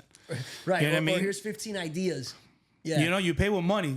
So like you got to give and take a little bit, but it can still be a profitable business with craft cocktail bars because there's so many of them. And yes, a lot of them close because they're not doing they're not following the right protocol. No different than a restaurant that doesn't have the right systems in place. They're going to close too. They're going to close too. It doesn't matter how good the food is or how great the cocktails are. If you're not doing the fundamentals of the day-to-day, it's gonna fail too. Yep. You know what I mean? So hopefully I think I answered the question. Like I don't think it's like one's bad versus the other. It's like, who are you first? Like look at what's my identity, stick to that identity, and then be within that frame. But yeah, you should make good drinks. So and I think the same solution we identified, and good food.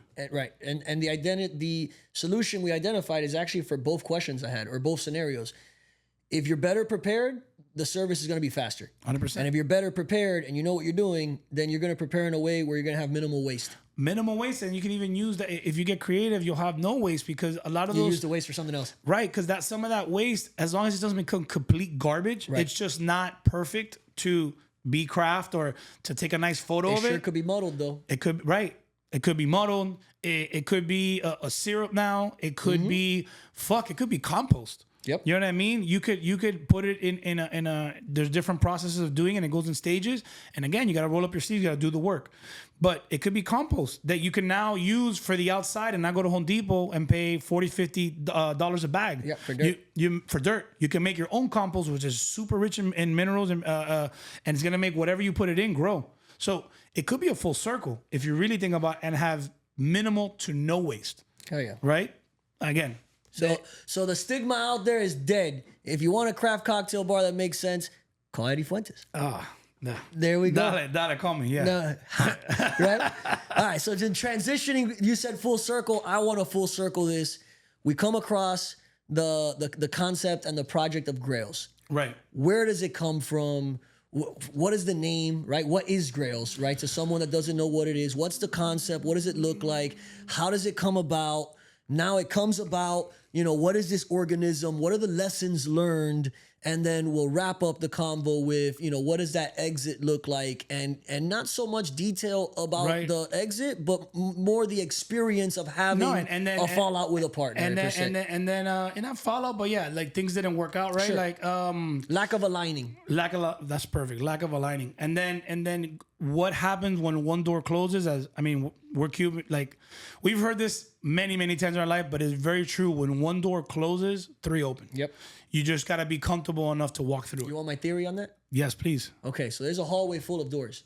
All right. If you're inside one of them, how do you know the other 3 are open? My dog. You got to go back to the hallway.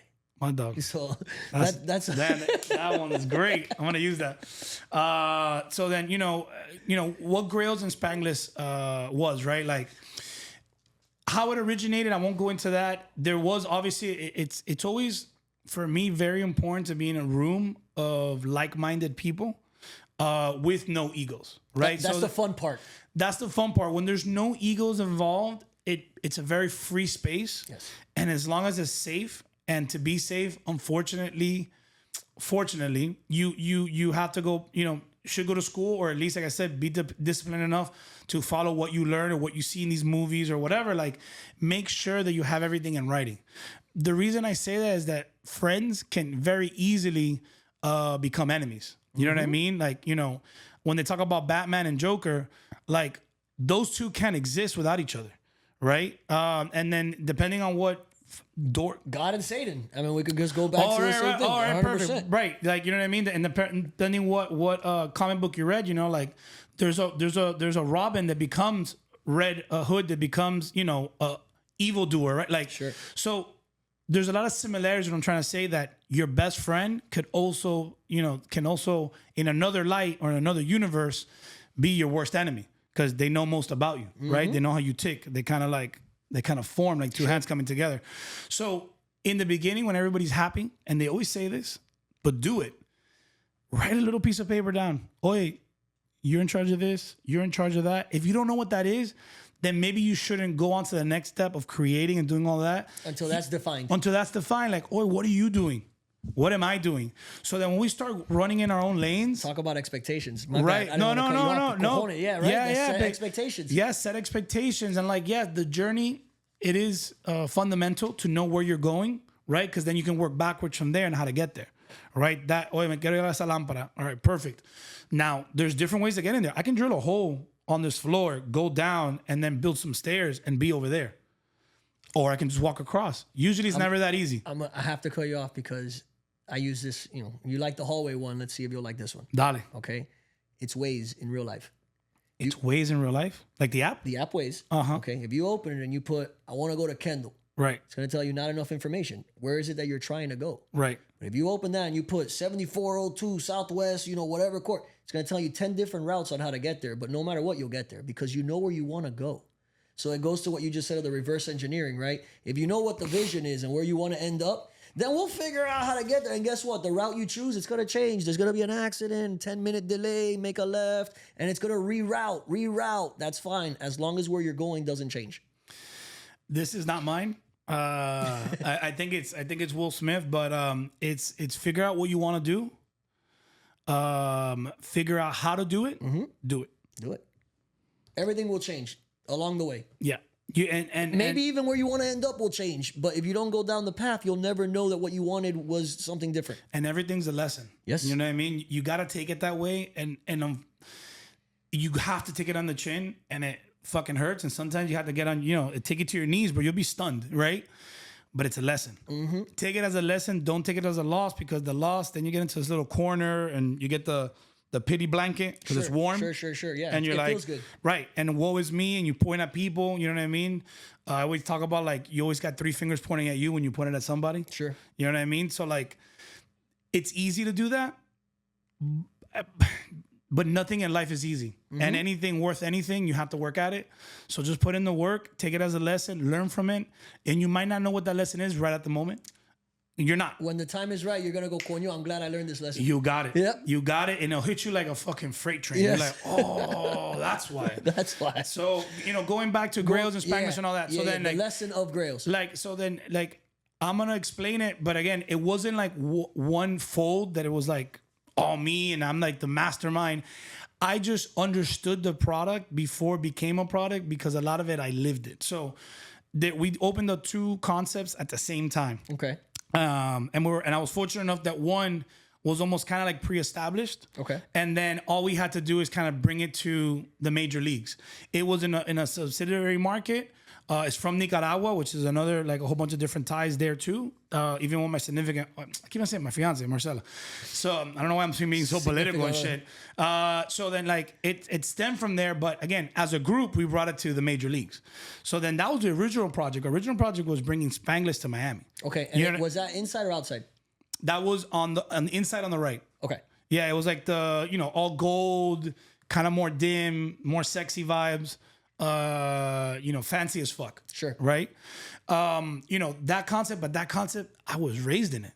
I am that concept. I didn't start speaking Spanglish or English. I started speaking Spanglish. Yeah. At home, it was Spanish because it was rude to speak to abuela nothing that wasn't your broken up fucking Spanish. Yep.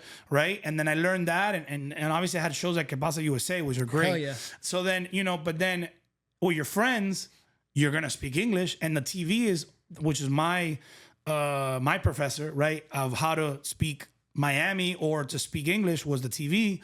I'm speaking that with my friends. So I grew up Spanglish. Yep. So when that project came about, I was like, oh, what is my now?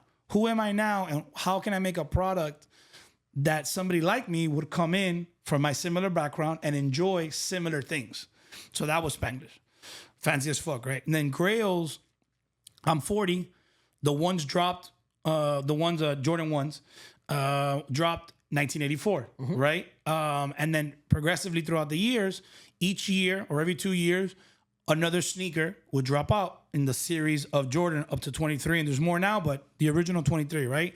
So I was 5 when the 5s came out. I was 6 when the 6. Oh, that's hard. You know what I mean? So then, and like, not that I had them because they were $90, and at the time, $90 in the late 90s. Yeah, $500. Get the fuck out of here, dude. You're crazy. Get a job. You're 5. Get a job. Get out of here.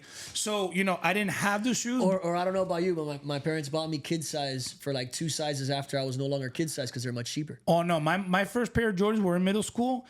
And there were 14s. There were Lancy 14s. I'm sorry. They were blue, whatever.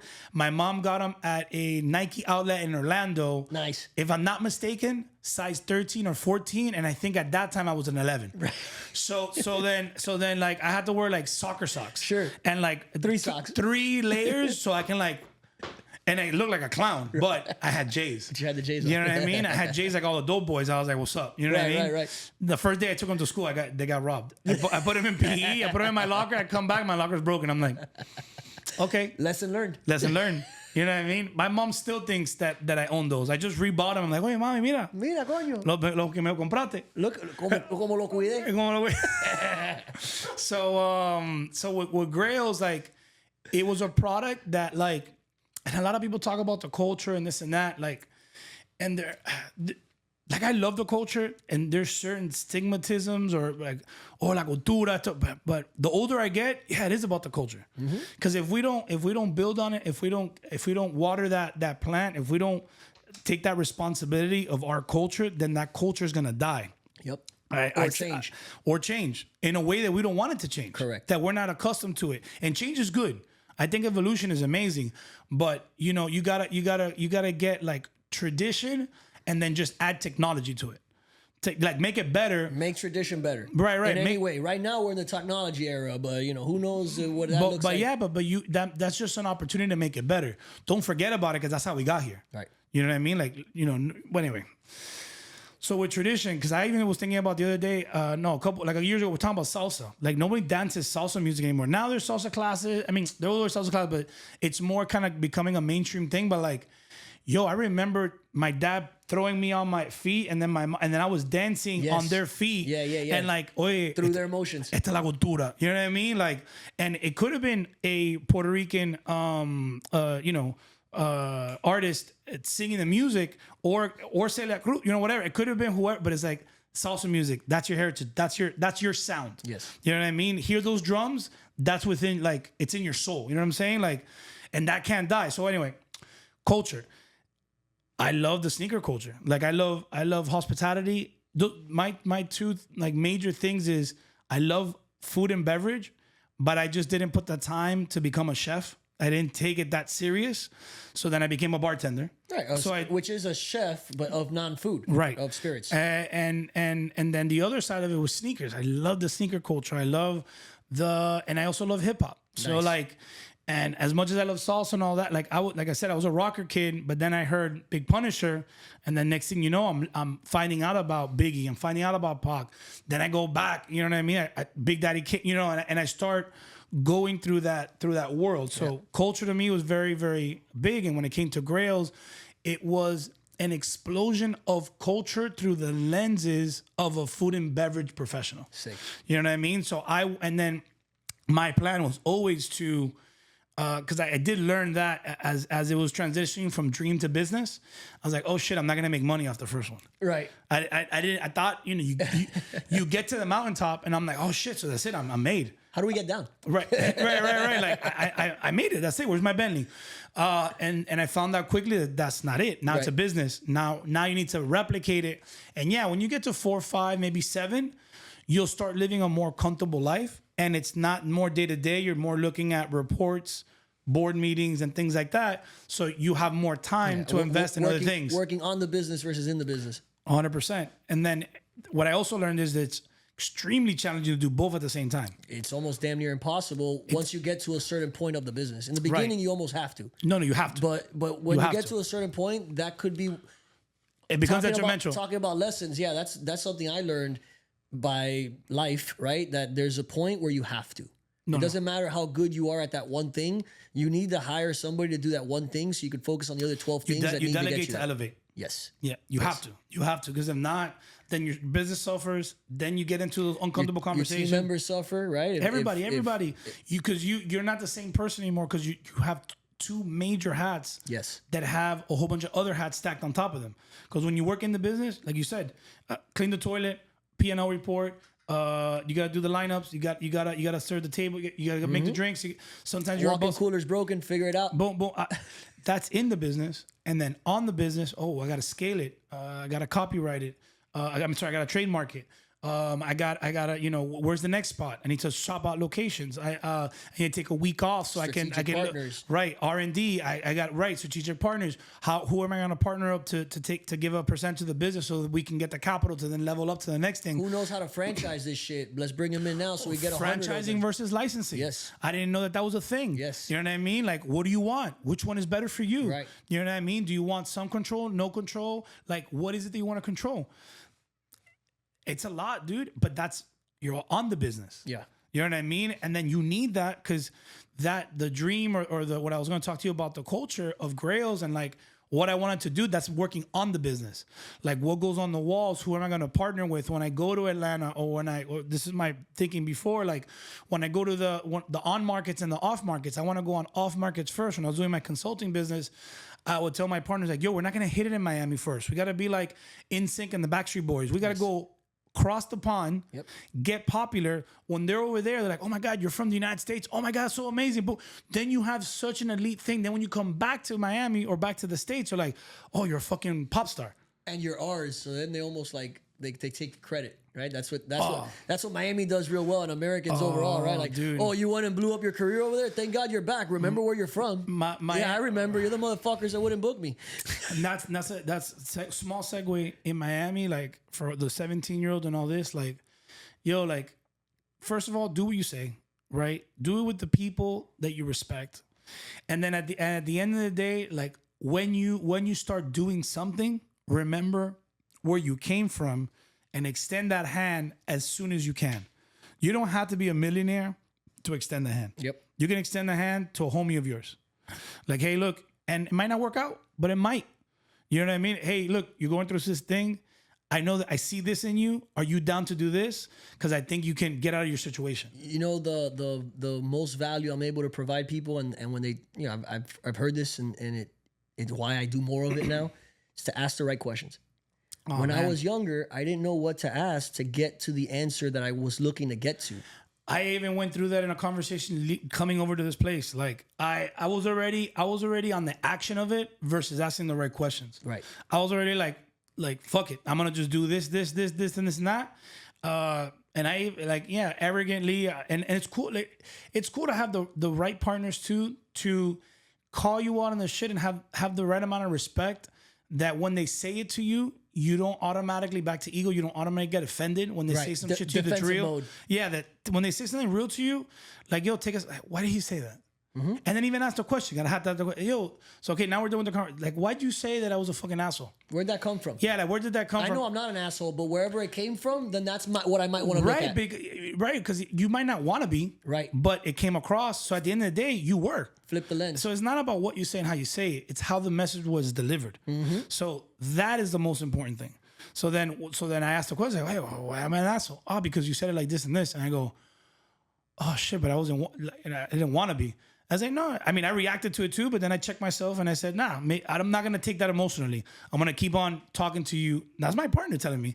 I'm going to keep on talking to you as if you didn't say that. Right. Blah, blah, blah. And he didn't bring it up. I brought it back. I said, hey, why did you say that? He's like, oh, because you said it like this. And he's like, oh.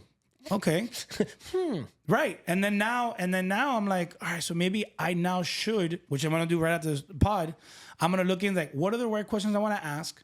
I'm going to sit everybody down to to figure out at the end of the day, what is the yielded result that we all wanted Right. as a partnership, right? And why didn't we get there? It's not a pointing of the fingers.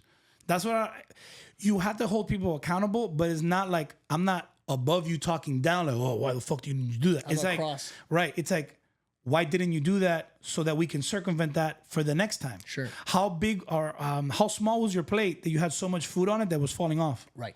And then we couldn't achieve what we wanted to, and we have multiple people that could have picked up that piece of chicken or whatever. Their plate had room for the bread that you dropped. Exactly. And we can all be eating and then all going in the right direction. It's how can we not do it again? But again, I've been in situations that it's like, oh, fuck you, da da da, blah blah blah. Well, maybe then full circle. This I love this conversation, bro. It's fucking crazy. Ego. No, ego is what's maybe stemming the fact of why we don't have expectations. Oh shit! Because if you don't ask the right question, then how do you set the expectations? So if I don't ask you what is the common goal of this business, then I don't know what the goal of this business is. Then there's no expectation. And now when you tell me what your expectation was, my ego is going to tell me you suck. But if we were both, be very clear on the expectation, and then we fall short on it. Now we can have a conversation about it without ego because we both know it was falling short. 1000%. So it's a little less, and it ties in with the Miami, I need it now, right? Yeah. So if what we need to do now, I think, is to have better conversations on what are we trying to do later so that whatever we do now makes sense. 100%. Let's not just do shit to do it, Make cool shit but do it, do it with integrity, do it with a purpose. Intent. You know what I mean? Intent. You know what I mean? Yeah. Where do we want to go? What do we want to do with this at the end of the day? And again, you have a higher probability of hitting target. Yeah. It's still nothing is guaranteed and in life. If you miss it, you're damn near closer to it than not. You can make an educated guess. We're here. We're pretty close. Yeah. So tying that back into the story. So then what were those expectations on your end going into it? So going into it, the expectation was just like, yo, we want to open up. The expectation was very fast, and probably why we got derailed, which was like, yo, we want to do Spanglish. Spanglish was a concept that was intimate, small, this and that. We started looking at spaces that were really, really big, because at the end of the day, the investor looks at square footage, tables, right? And then more importantly, chairs. Each chair is going to yield you X at the end of the year. And then that's how you turn a profit. What are our capabilities here? Right. You're telling me we're going to make $1 million. How? Right. So then that's how they think, which is great. And then we started looking at bigger spaces, but Spanglish wasn't that concept. There wasn't it wasn't a huge thing. It was algo pequeño, small, whatever. So then we look at and I was like, oh, what are we going to do? And we had an opportunity in Wynwood. And then they're like, oh, yeah, but it's fucking, I don't even know anymore. Like, I think it was like 8,000 square feet, 4,000 square feet of actual restaurant space. It's fucking ginormous. Huge. And then that's not Spanglish. So I was like, all right, so what are we going to do? And then it came about of like, oh, we should do a sports bar. And I think it came even a little before that. But from one day to the next, we were like, oh, sports bar. Okay, so then can't be another Flanagan's. Right. I mean, that's a mecca for Miami. Like, yo, I feel great. I was just there a week ago at mine, at least off of 60th, right next to that's mine. You know what I mean? Nobody else's, right? Don't go. Don't go. No, but like that's the originator for me. And then like, yeah, that's dope, but I don't want another Flanagan's. How do we add something to that sector to that product? And I think it was one of our partners or whatever. Like, but the influence, right? The influence of when you're around people, and I'm always wearing sneakers. You know what I mean? It's part of my DNA. And then I guess I influence somebody else. Like, yo, damn, we're always talking about sneakers. I got all my partners now wearing sneakers. They've never had that even concept. I mean, yeah, they look at it as shoes, right? Like as footwear, not right? Art. Right, not art. And then even one of my partners at one time came into a Nike place, and he's like, yo, like I'm like, yo, don't do it. I don't even go into shops because I was buying sneakers multiple times a week. Yep. Not just Saturday or not just multiple times a week. And I don't know about you. I don't wear them. Oh, you don't wear them at all? I don't want to fuck them up. I wear them things like this where I know. Oh, no. Wear them, dude. Wear them. Like... Nah, fuck that. They're shoes, dude. They're fucking shoes at the end of the day. Like, I went through that stage too. Like, just wear them, dude. They're shoes. And crazy enough, the more you wear them, the not only more character, but you'll have them longer. The shoes I told you about, some fives that I got in '06, I think that was my 7th time wearing them or 5th time wearing them. The fibers are stiff. That the fibers are stiff. They decompose. Like they literally, one of them blew up as I was walking. So it's like you gotta wear them. But You got the special TNT version. yes, yes, like Dotson back in the day. So whatever. Like, you know, I guess we were all brainstorming and we looked down and like, oh shit, we should do it about sneakers, right? And then I was like, all right, so then we gotta call it different names. But I came up with like, yo, Grails, like the Mecca. What is Grails? The Holy Grail, the Mecca, the top. And you gotta then at the beginning too of any product to the young entrepreneur, like you gotta believe it first, not only in yourself but in the product before anybody else's, because it's an uphill battle. Yep. You know what I mean? Like I had, you know, Once you believe in the product, then the game becomes getting everyone else or someone else to believe in it like you do. 100%. And if you don't believe in it, because you you're gotta never explain. You gonna gotta be able to do explain yourself every step of the way. Like, because I had to explain like, why do we have to have murals on the wall? Why do we have to have like actual art pieces, right? Why do not only art pieces on our feet, but on the walls? Like, why do we have to get Grails? Oh, let's just get replicas. Well, you can't have a place called Grails and then have on the wall some you know, some Fugazi Mickey Mouse shit. Right. You can't Someone have that. Someone that knows goes in there and calls it out. And it happened. And they're like, oh no, those are not the real Yeezys. I got the Yeezys. And I was like, Babu, I will bet every single gold chain that you have around your neck right now that those are real. You know what I mean? And it's not only just the confidence of it, it's just like you want integrity. You know what I mean? You want substance. And I'm not going to start pitching this product because I in my head, I'm in ComplexCon. In my head, I have New York. I can tell you right now. It goes back to manifesting. I can tell you how Tokyo, our 100th store that I was advocating within our space, I knew how the 100th store looks like in Tokyo from a aerial perspective of a helicopter, and it will be 4 stores deep with our logo, and there's an athletic club, there's an athletic bar, there's actual sports bar on the bottom, there's a huge screen in the middle of it that takes up 2 floors, just like the ESPN Center in New York used to be.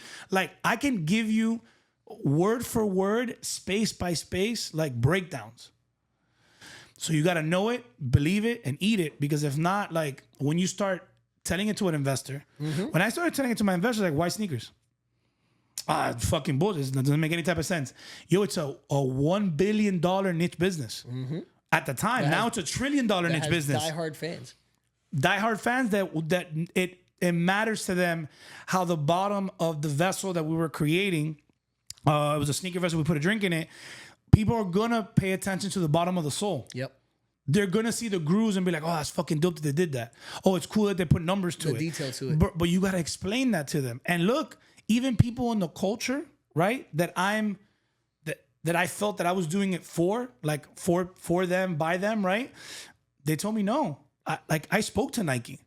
I spoke to Adidas representatives. I talked to independent owners of high-end elite sneaker shops in this space. I told them, dog, I need an investor. It's like, I don't know what, or I'll get back to you. Right. And then I'm like, yo, but I followed up because I'm like, I need this. Hey, Babo, it's crunch time. Like, man, I don't know. Or unfortunately, some of them like just don't pick up the phone anymore. Sure. That's fine. Yeah, now they know what it's about.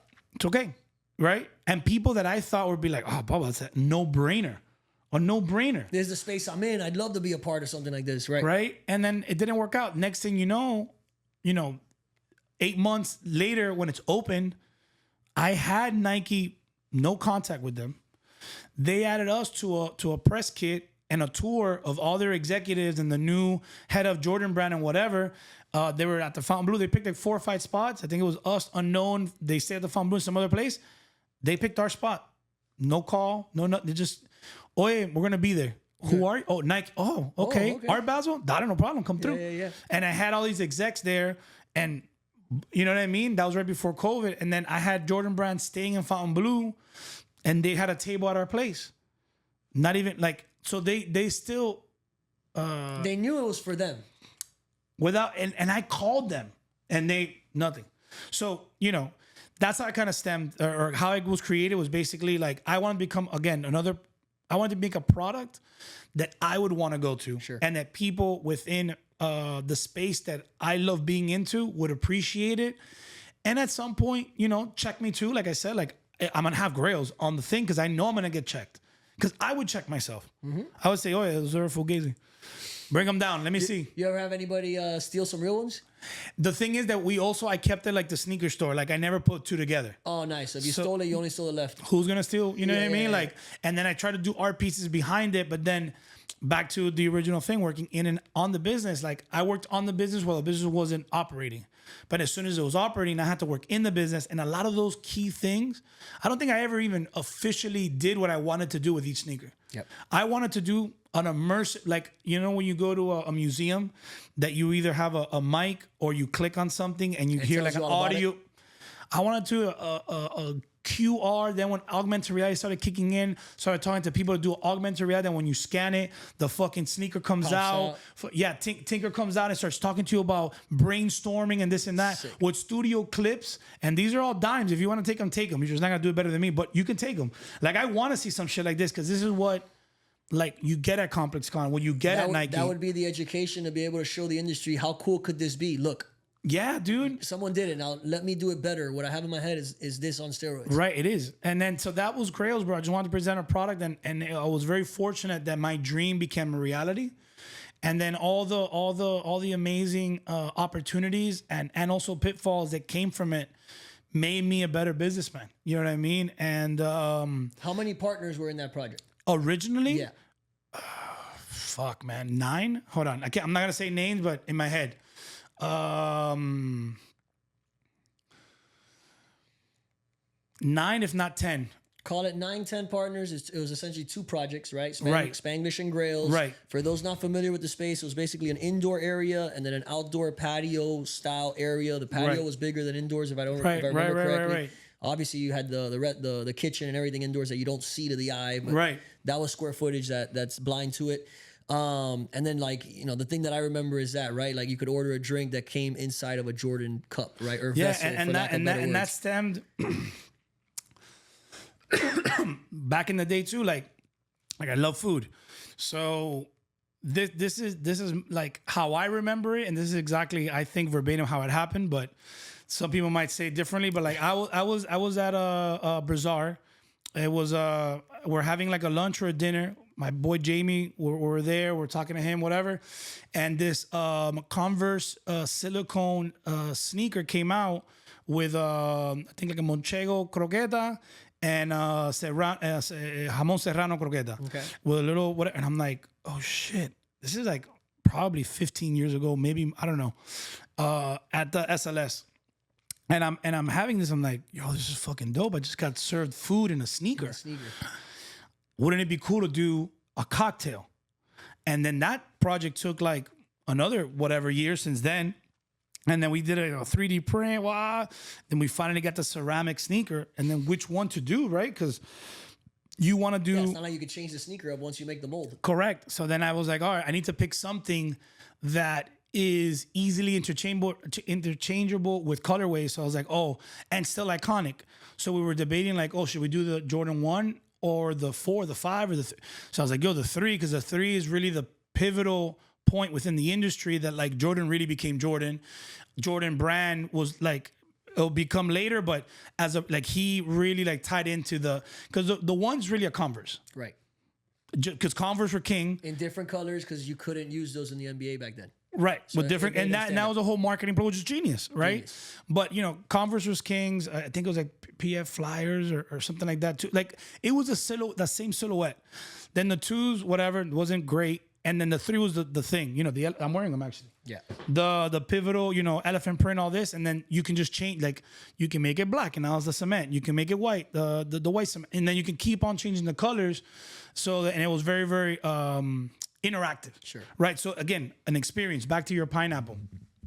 Oh shit, the mic. The mic dropped on me. Bro. All right, there you go. So then back to the craft part of it and the pina colada kind of reference. Like was it difficult to talk to overseas suppliers and also local ones, and to do 3D molds and then actual molds, and have a dude that does like tiki mugs professionally. He's like a retired vet, to get him to do a tiki mug sneaker, and like do all of this to just pour some juice in a cup for a person. Right.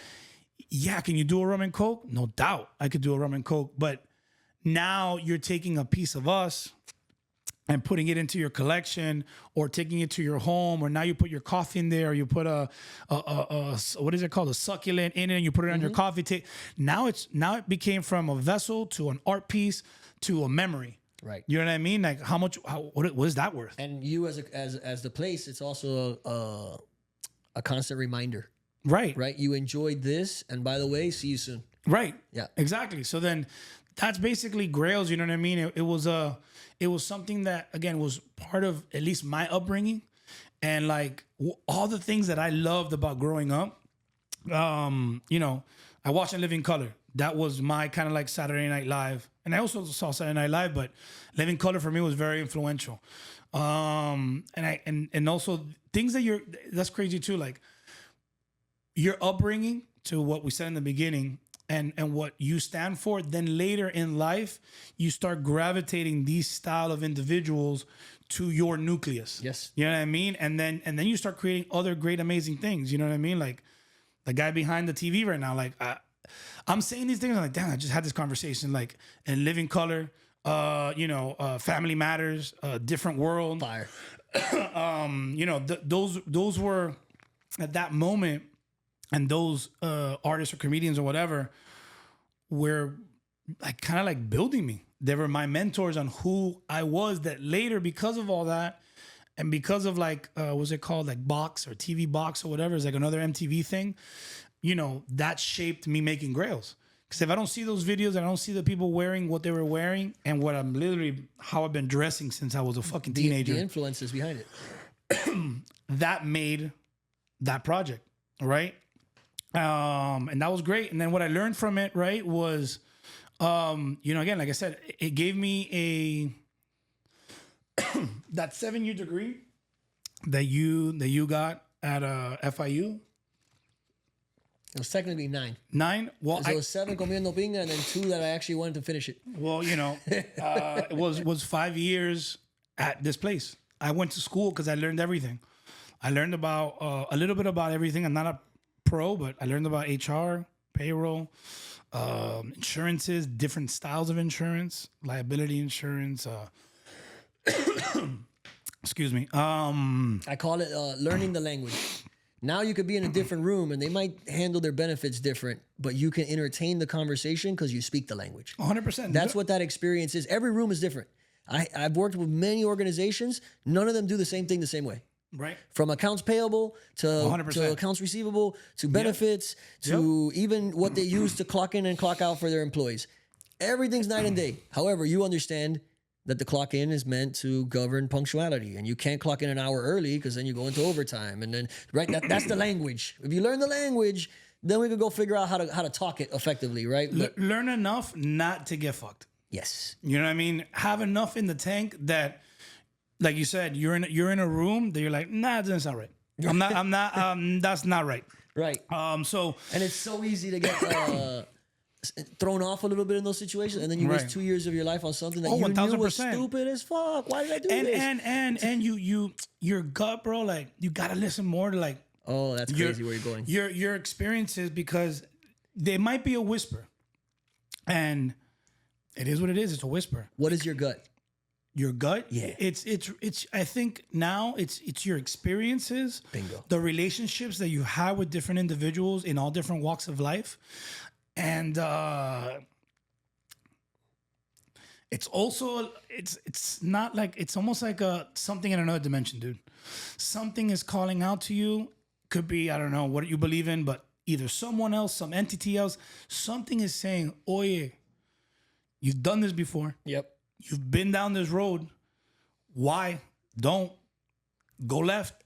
I'll answer that in my way. You're hitting like keywords that are crazy, because these are thoughts that you say, like, the other week I was having a conversation. The other week I was hearing a podcast. I was explaining some of this in a way that I was like, oh, wait, this makes sense, right? Like, Cuban. I think it's a Cuban thing. I'm not sure. My sister always had the best comebacks. My mom would always say, listen to the vocecita in your head, right? That voice that when you go do something stupid, it tells you, hey, don't do it, you're gonna fuck up, right? Or oh, you know what? I'm gonna skip class. I'm gonna go get cazolas with my friends. Sometimes it says, oh, you're gonna have the time of your life. Oh, that's what it normally starts off with. Oh. And then after it is, but if mom finds out, you're dead, right? If dad finds out, prepárate, right? And that's your voice telling you, which the funny thing of my sister would always say, bro, that's fucked up. My voice is broken. You didn't give me a voice. You're my mom. I don't have a voice. I keep doing these stupid things. I don't know they're stupid until after that you tell me they're stupid. I need to work on this voice thing. So that was the joke in the house, right? My sister didn't come with a voice, the voicecita. But to me, it's like, even looking at it that way, right? It's going to be the time of your life, but mom's going to get mad. Mom's going to get mad because of the experience of something you did close to it that got her mad, right? So I kind of got into that rabbit hole of the gut feeling. Right. And is it your third eye? And is it dissecting the gut, right? Yeah, and obviously the gut when it comes to like bacterial and like not that, right? The gut as in like the vocecita, right? Like your instincts as well, yeah. Yes. And to me it's that the older we get, the louder my gut is. And I think the reason for that is it has more reference points called life to go off of. So like how I make any decision, are we going left or right? I would gather all the information possible that's out there on this topic. I'd assess what's what. Maybe do a little pros and cons on if I go left, this is the good. If I go right, this is the good. I think a SWOT analysis is always good. Always, right? I think always good. But then that essentially then is my gut. What my gut is doing is a constant SWOT analysis on what's better or worse for me. And the more you have data in this algorithm of our gut to be able to process, then the more effective your gut's going to be. So it's like, yeah, the older you get, the more you listen to that fucking thing. Like sometimes it tells me things and now I don't even question it.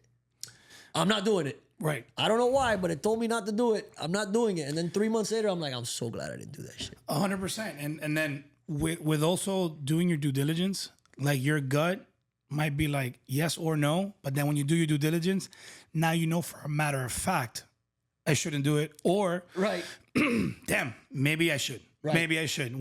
That's why you should always take a second when they say about emotions too, like when you ever have an emotional decision, I always think it's a bad one, because whether it's a positive emotion or a negative emotion, you should take a day, do your due diligence, look at everything without that emotion in it, and then just prove yourself right or wrong. Correct. And then usually, not always, but usually you're going to have a better yielded result for yourself. Not saying emotion does, but emotion could cloud a little bit of that data that you are supposed to use to make the best decision. 100%. So if you have something clouding half of the page and you couldn't read it, chances are you'd make the decision tomorrow if this was a contract you were reading. Right? So how can you not read half the page, but in your head you already know what's right or wrong? Right. And I think that's a good way to check the emotion. I have a question on Grails and where we were as far as timeline. Lesson learned, you started the story with, right? Always have something on papelito that says whatever. Is there another lesson learned that comes from that experience in your head, overall? It doesn't, not within detail, but just something that you said. No, yeah, for sure. 100%. The other big takeaway, you know what I mean, that for me is, which is a lot of things we talked about: intentionality, integrity, looking at yourself in the mirror, discipline. You know what I mean? Like, it all starts from you. Anything that I got into or that happened was a product of me. Yep. It was not somebody else. Now, yeah, did I get maybe upset or whatever? It's like, oh man, you shoulda, or I wish you coulda, or what? Yeah, like I wouldn't do that, right? But at the end of the day, that person is not you. Yep. And that's also a frustration that happened with a lot of individuals, that you put your values and the way that you think and you are onto other people. Yes. And then you get mad at them for not being that. Yes. When they never were that. And they never signed up for it. DMX said it best, and I'm gonna fucking butcher this, but like, you know what I mean? You don't the message is, don't get surprised that a dog barks. Don't get surprised that a snake is gonna bite you. Right. Don't get surprised that a liar is gonna lie to you. Right. Like, why are you gonna get upset at an individual and build hatred and all these things that that everybody goes through, right? When you found out or knew, if you already knew, 100%, that's egg on your face. But let's say you found it out later. That's you being fooled twice, right? Which that's saying, right? Fool me once, that's on him. But fool me twice, that's on me. If you knew it from the get-go, even if it was small, egg is 100% on your face. Mm-hmm. If later you found out about it and then you did something about it, well, hey, look, coño, you learned, you pivoted, dale. But you can't get mad at that. You can't get mad at a snake. Yep. For being what it is every single day. As a matter of fact, not that you get mad, but it should probably shock you even more if you know he's a snake, that he didn't bite you. That should shock you more than you actually got bit. Right. Duh, you should have seen that coming. 100%. Right? It's like the dog barks and you're like, whoa, what is that? You, Like you bark? Yeah, you know it barks. If you see a bark start mooing at you, right. The bingo. Right. You hear the moo come from the dog, it's like, wait a minute, now this is a little weird. Right. So then my biggest takeaway is, one of my biggest takeaways out of the many is like, don't first of all, look at you first. It sounds really bad, but it is all your fault. Yep. But also you can hang your hat that you got here because of you. You know what I mean? You got to whatever success was because of you, because no one ever gave you anything. Sure. Yeah, it was earned, right? You might have had a mentor that extended a hand and helped you out. The only reason he gave you help was because you warranted it from him. I can tell you right now, anybody 100%. that asks me for help, if you're a muerto and my time is going to go to waste, I'm not going to help you much. But if you show up on time, you ask 12 times in a row in a professional way, that's the guy I now want to say, coño, have an hour a week, I'll give you that hour. 1,000%. Right? So I think that's important. That's a very, very important lesson too. That you got to earn your space. You got to earn your opportunity, and it's done with work. At the end of the day, show up. 90%, I say, is showing up. Mm-hmm. Showing up to the job, which goes to the discipline. If you don't have discipline, you don't show up. 100. Even the gym too. Yep. Like a lot of people always say, "Oh, no," and me too. Not a lot of people, myself included. Coño, the hardest part is getting to the gym, but when I'm there, I love it. I get in the mood. I love it. And no shit, dude. Yeah, it sucks to get out of your warm bed, put on your fucking clothes, already wear the clothes you're gonna go to the gym. Yep. Clean, not the same gym clothes from yesterday. Right. But like, go already have it on you, so you wake up, you just gotta put on your shoes and get the fuck out the door. That's mindset of how do I improve the system for it to work for me? How do I pre-batch the drink? Right. How do I order the right garnish level for when it comes to the mojito? Work out your Da Vinci Code. Work out your matrix. How do you work? How do you work doesn't work for everybody else. Back to the same thing. You can't put your principalities or your fundamentals, you can't put them on other people and then get mad at them for not doing it. That's not them. They're doing their own thing. And if it doesn't align with what you're doing, then again, it's just another cross street.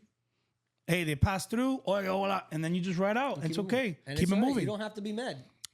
Right. It is what it is. And if you're gonna get mad, right? Because we're all human. Learn from it. Right. And if you're gonna get mad, use it. You can still use a negative emotion or an intense emotion. Maybe not negative, an intense emotion like anger, because anger is good too. Because you don't have happy boxers. You know what I mean? Like you don't go out there like, oh my God, I love you. Mike Tyson said, I fucking hate you. I'm gonna destroy you. You know what I mean? I love the Michael Jordan stories of, you wouldn't say anything to him and then he'd be like, what'd you say? Right. I didn't fucking say anything. Oh, okay. Good game, huh? We'll see about this. Good game. Like, you just made something up. Like, to get you to that anger point, right? A cranque that we all do in a negative way. Those men have found a way to do it in a positive way. You can make something like anger be your greatest asset. And what I'm working on specifically this year is using that anger or whatever regret or whatever I have in the tank and yield out something positive. Because at the end of the day, you have the choice. You have the choice to either stay angry, right? Not be angry, or again, use that anger to something. It can be something positive, which is what I'm doing now with my team and what I'm doing. Like I was upset or whatever of certain situations, but at the end of the day, like, Papa, you did it. That was on you. You. Good and bad. Yeah. We're here. Good and bad. All in me. Every day when I brush my teeth, I know you're feeling a certain type of way, but you did it. Have you read by any chance How to Choose Your Enemy Wisely? I was reading it at the beginning of the year. I finished the audio. I actually want to read it. So, And I did the Blink too. I did the Blink first, which is basically like an app that shrinks books into 10-minute digestible things. Spark Notes back in the day in the library. Right. And then You remember those yellow books, bro? Yeah, oh my dude. God. So then I got a paper due tomorrow. I got to read this fucking thing. Let me get the 56-page do a little handbook in the... because sometimes you don't have the time to invest Yeah. in going through the whole thing because maybe you're not at that state of mind right at that moment. That state is not there yet. So I did the Blink first, then I did the audio completely, and then now I want to actually read the book. It's definitely a book that... I read a lot of books. That's great. Mostly, yes, you get something from every book, right? But the Right. discipline of just sitting down and reading to me is very healthy for my mental space in the sense of like how I 100%. apply it to my time management. Right. And that's one of the books that like entrepreneurs need to read it because growing up, you're going to have enemies. No matter which way you look at it, you're going to choose 100%. somebody that you hate. Yep. And if you choose the right people, the whole book is basically about finding ways for that to influence you in a good way, right? The anger can be good if you learn what to do with it in the right way. It's when you have the sorry, I'm just. Oh, you're good. No, I'm just texting so that they don't keep on calling. right. And then the concept becomes like if you have the right enemy, like it's happened to me in the past. You wake up in the morning, you got this little anger in your belly, but it's not, I fucking hate this guy. It's this fucking guy's gonna make me start working 30 minutes early today. I want to step on his throat. Not with my foot, with my results. This is Dr. Dre. The best form of revenge is success. Yes. Love that shit. Yes. That's literally the DNA of the book. Speaking of books, I always like asking this, and I haven't in my last couple podcasts. I've been pissed about it. I'm glad that you read books. I mean, I'm not gonna say I read books because then I'm already starting with a lie. You've read a book. I've read a book before. I'm huge into like graphic novels. I love comic books, but I've learned that the person that I want to be and that the person that I strive to be is an individual that reads 52 books a year. Sure. Or reads what X amount a month. And it's again to you said, it's one part therapeutic, one part a muscle. It's a muscle. You got to work it out. Yes. You know what I mean? So those are the things of what, like we talked about building the kind of the perfect mentor, that you'll get things from different people that work for you. Not that you want to be that person. Yes. You'll grab the things that you like and then you start creating you. Yes. Right? Or the perfect drink, whatever. But you start creating you first. The perfect form of whatever it is you're creating. Yeah, first it was a bartender. you, I want to yeah. be the best bartender or whatever. And then later I was like, no, I want to be the best bar lead, bar manager. And then I want to develop the right bar program. And then I want to own a place that has my bar program in it. Now I it's like the song, I want to hustle and motivate. Nice. Like all I really want to do is like, I love startups. I love that part of it. I always want to be in something that's new and creative and that has that new energy, because that doesn't matter what age you are, you still feel young when you're a whole bunch of people that are jamando cable, Yep. that they're just grinding it out. Yo, that brings you youth. I love that feeling. You know what I mean? I love the feeling. that feeling. I don't love when it's not organized. Sure. Right? But now being the older guy in the room, you are the piece that's supposed to organize it. Right, And that's so my responsibility. That becomes And exciting. I can't get mad that I didn't yield the correct result, because at the end of the day, that's your responsibility. So ask the right questions. Go back, line everybody up. It's not you did this wrong. What did we do wrong? What did I do wrong that you guys didn't have a clear expectation to go Correct, because dominate? I did something wrong because you guys didn't understand that you needed to do this by this certain time. That's my fault. That's not your fault. Correct. I'm the one that's experienced. So this is on me.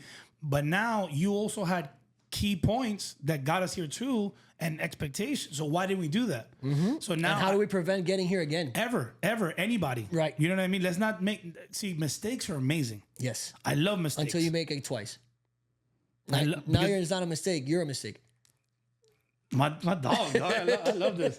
So I'm sorry I cut you off. No, you're good. The question was going to be, is there any books that you would highly recommend for 17-year-old Eddie to have read 10 years before he read it? Oh my God. I started reading 4 or 5 years ago, right? I don't get the scholar look just because my legs are crossed. I was not reading book in the 90s, 2000s. I mean, Junior will tell you off camera, I was eating more shit than fucking reading books for sure. But what books would you say are good to look at, or that you got something from, right? Like, Well, the book that changed my life, and it's another thing that people might think a certain way or whatever. The Four Agreements by Miguel Ruiz. Love that. That was one of the first books I read seriously in this later stage of my life. It is the I book. hate this tree. It's gonna break my hand one day. Fucking cut this shit. It is to me, it's the book that I wouldn't be in this seat right now. I wouldn't be alive right now if that book didn't exist. That book literally changed my life and all perspectives of being a person. I'm still practicing it today. I have not mastered that book. And it's 4 points. And it's four, like I told you, 3 things to get anything done or to be anything. You just need to figure out what it is, how you're going to do it and do it. 23 steps, 24 agreements, right? The last one's the most important, which is do the work. You know what I mean? Every day, just try to do your best. Yes. You know what I mean? Because your best is going to get better. Just again, using the gym analogy. Today you're pushing, warming up with 5 pounds. The next day you're warming up with 20. Right. You know what I mean? Your best will get better as long as every day you, again, go back to the square. You know what I mean? Go swing again. You know what I mean? Even if you didn't do the other 3, if you fucked up the other 3, just don't fuck up on the last one. Yep. Try again the next day. You know what I mean? You have a whole 86,000 seconds. You know what I mean? So to put validity, I think is the word, not validity, right? Validity into what you're saying, and you'll think I'm crazy. Probably not. My whole life is on this, what I call note. Everyone that knows me right now is cracking up, right? Oh, fuck, Bryan's note. It's every day planned out, probably a year ahead, and it's to the T, every sick. detail. And at the end of every day, I have the 4 principles right there. Sick. Be impeccable with your word. Don't take anything personally. Don't make assumptions, and always do your best. Yep. And then under that, you'll see I wrote my 10 personal, my codes, which is funny. You started off by saying family and faith, and my first 2 are family and God are the 2 most important things in life. But the thing is that you got to keep it simple because the world is crazy. And Yes. there's so many things that are thrown at you every single day that even yet my yesterday was fucking insane and would be insane for any person. And for me, It was normal. it was a normal day. It's Tuesday. 100%. It's Tuesday, and and everybody in the now, like what I'm thankful for too within the space that I'm in now, that I have individuals that have also gone through life, and one of them being Will Thompson. He, like, because he's been through shit, like I've been through shit, and it's different shit. He has We understand the toilet because of it. correct. There's a certain like empathy that's not always there on either side, but is almost always there. And then there's a communication is better. Like, you want to be around individuals, and I'll go back to another book. I'm trying to think about it right now. When you have people in your table, which is what I love about Cultura Media, which I love about the Dead Flamingo, that the principles are, no ego. Like, let's create cool shit. Let's push la cultura. You know what I mean? Let's try to make it better than how we got it. Sure. You know what I mean? Let's leave it better off. You know, and that's what that's what I love about here, and I love about the Dead Flamingo, that I'm around individuals that right now estamos jamando cable. Sure. But it's just dope. It's just really dope. Without that stage, I feel like the success is not as not appreciated. Everybody appreciates success, but it's like it makes the highs better, right? The lows make the highs better, right? Per se. I'm gonna look at my phone to see what other books I can recommend. But to me, that is the book. That was my first book too. It has not been mentioned on the podcast, like I said, so that's great. All right, so good. The 4 agreements. Check box. Check box. I got it. Leave with the win. There Leave you with go. the W. I got 2 more segments or things to dive into, and, Right. and then we'll wrap up. Dale, dude. Combo's been amazing. I'm thank you, dude. I'm scared to look at my phone because I don't know what time it is, but it's amazing. I've looked at it a couple times and I'm like, oh shit. Yeah. So that's but great. The cool thing about a good conversation or good company, or again, back to hospitality, which I love, either dinners or powwows by the bar, but you know that you had a great time when, kind of like being in Vegas, you don't know the time that you came in or out, right? You don't know really what you ate or drink. Right. It was just all blur. It's a big blur, but you remember how you feel. Sure. You know what I mean? You remember, well, depending how much you had to drink, who you were with, right? And you remember, but overall, you remember how you feel. And depending on how much you drink, you feel a lot more the next day, especially at my age. The hangovers are not the same. I'll tell you that. That's true. All right, so I want to dive into the first thing. It goes, hand in hand with the book question, and it's basically, this is the free game section, right? Okay, free game. I like that. So let's give a little bit of free game to those watching. So for those that are listening, watching, whatever, and they might be wondering, I'm 17, I'm 16, I'm 25. The age doesn't matter, but I'm entering this new journey that I want to take accountability on. I want to get into the food and beverage space. I love the bar scene and I don't know how to get into it. How do I become a bartender? Is that a good first step?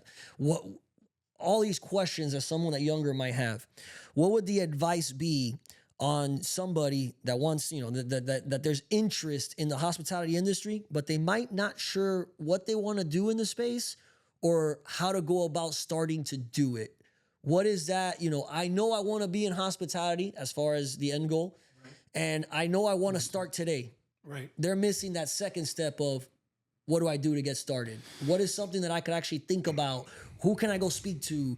Again, if I want to be a doctor, I go to the hospital. I meet somebody eventually on their lunch break. I pick their brain, and I'm a doctor 10 years later, right? Like, how does this traditionally work?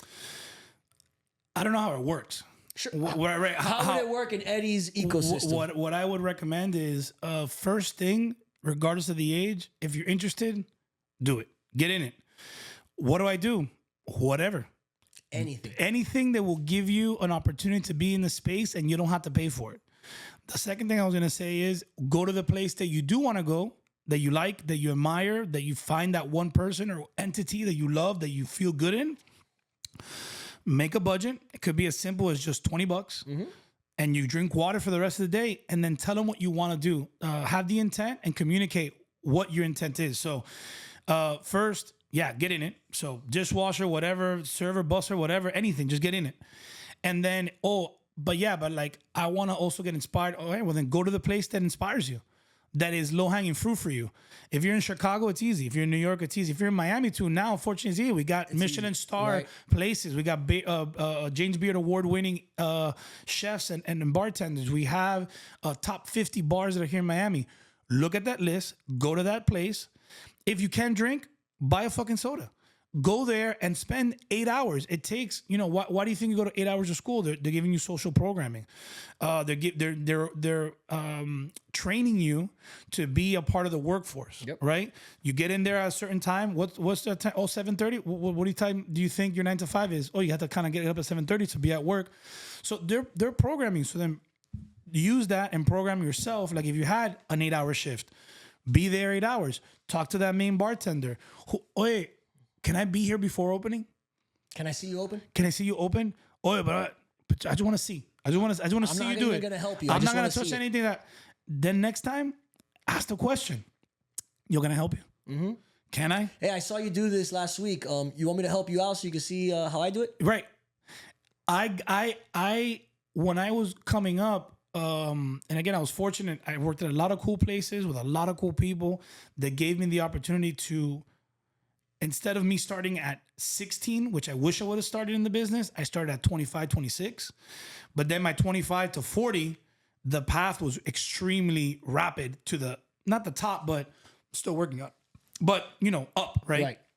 And how I first started was I came on my day off. I wanted to be a bartender. I was a bar back. I came on my day off and I saw the bartender open. I was just looking at him like a fucking creep. Mm-hmm. I was like, hey, he puts the bottles over there. Okay, he does. Oh, shit. And if that's the right manager, he noticed that and goes, that guy is who I want to work here. And then also listen when you don't know. Like, again, ego, just listen.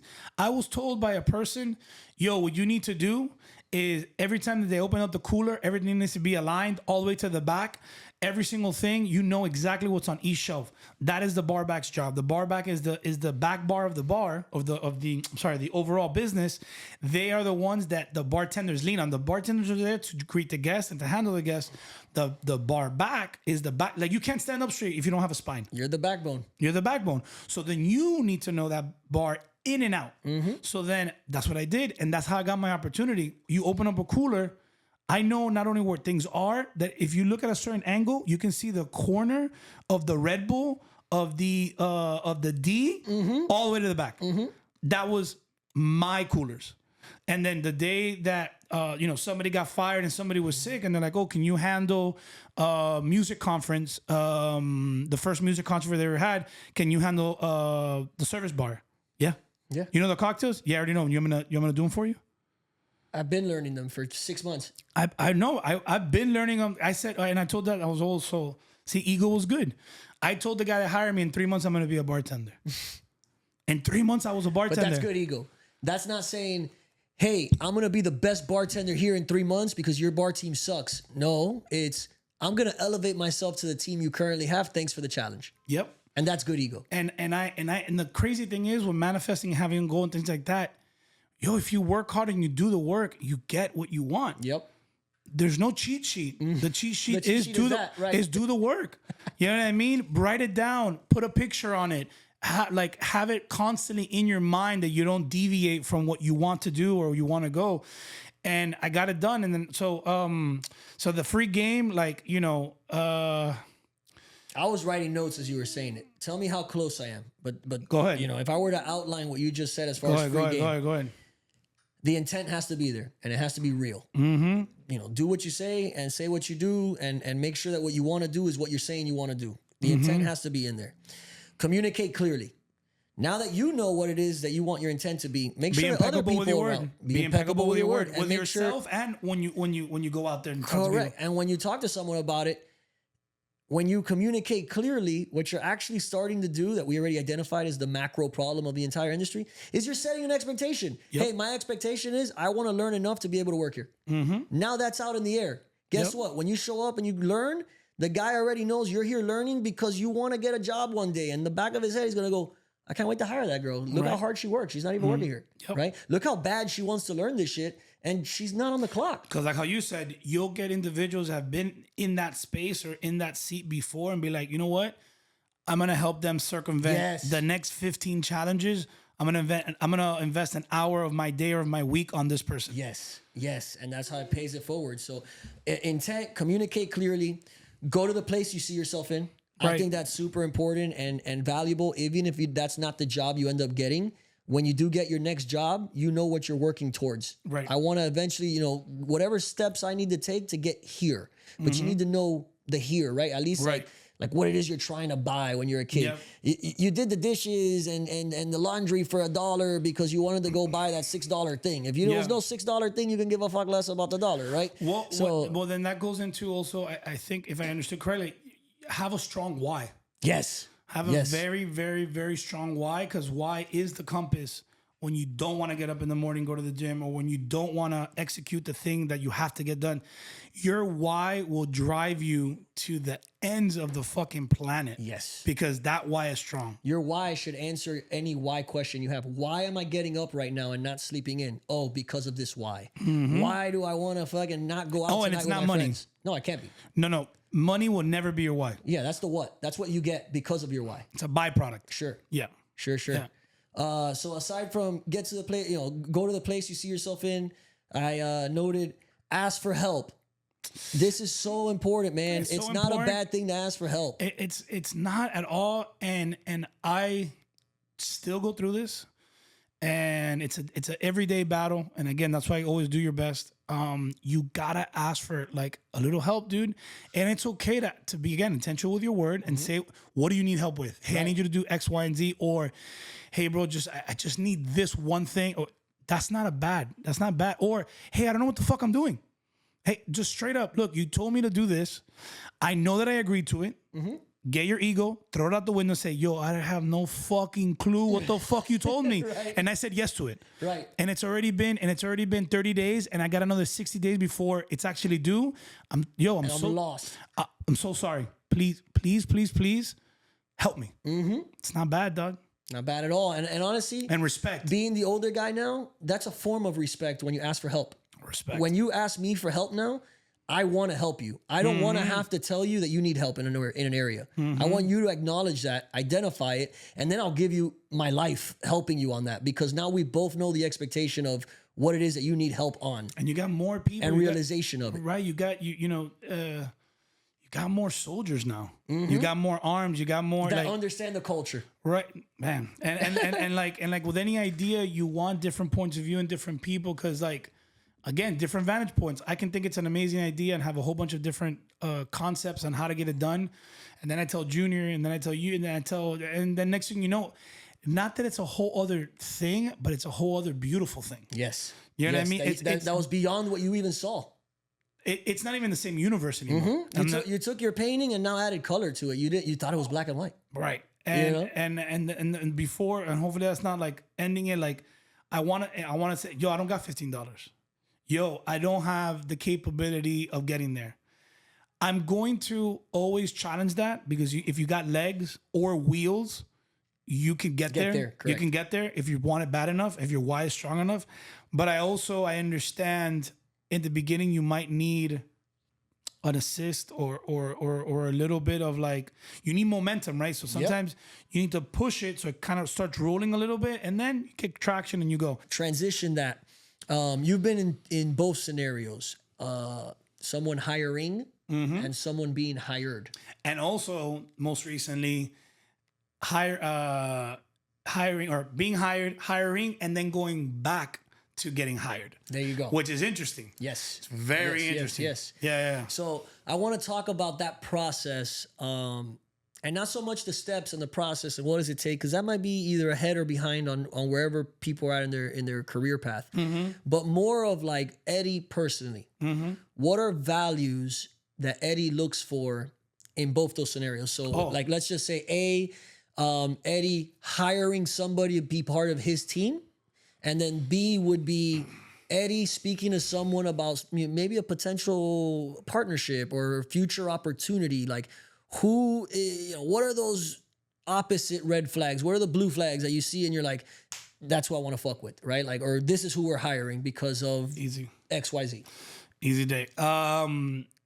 Everything that I stand for, and then plus whatever the ethos is of the business.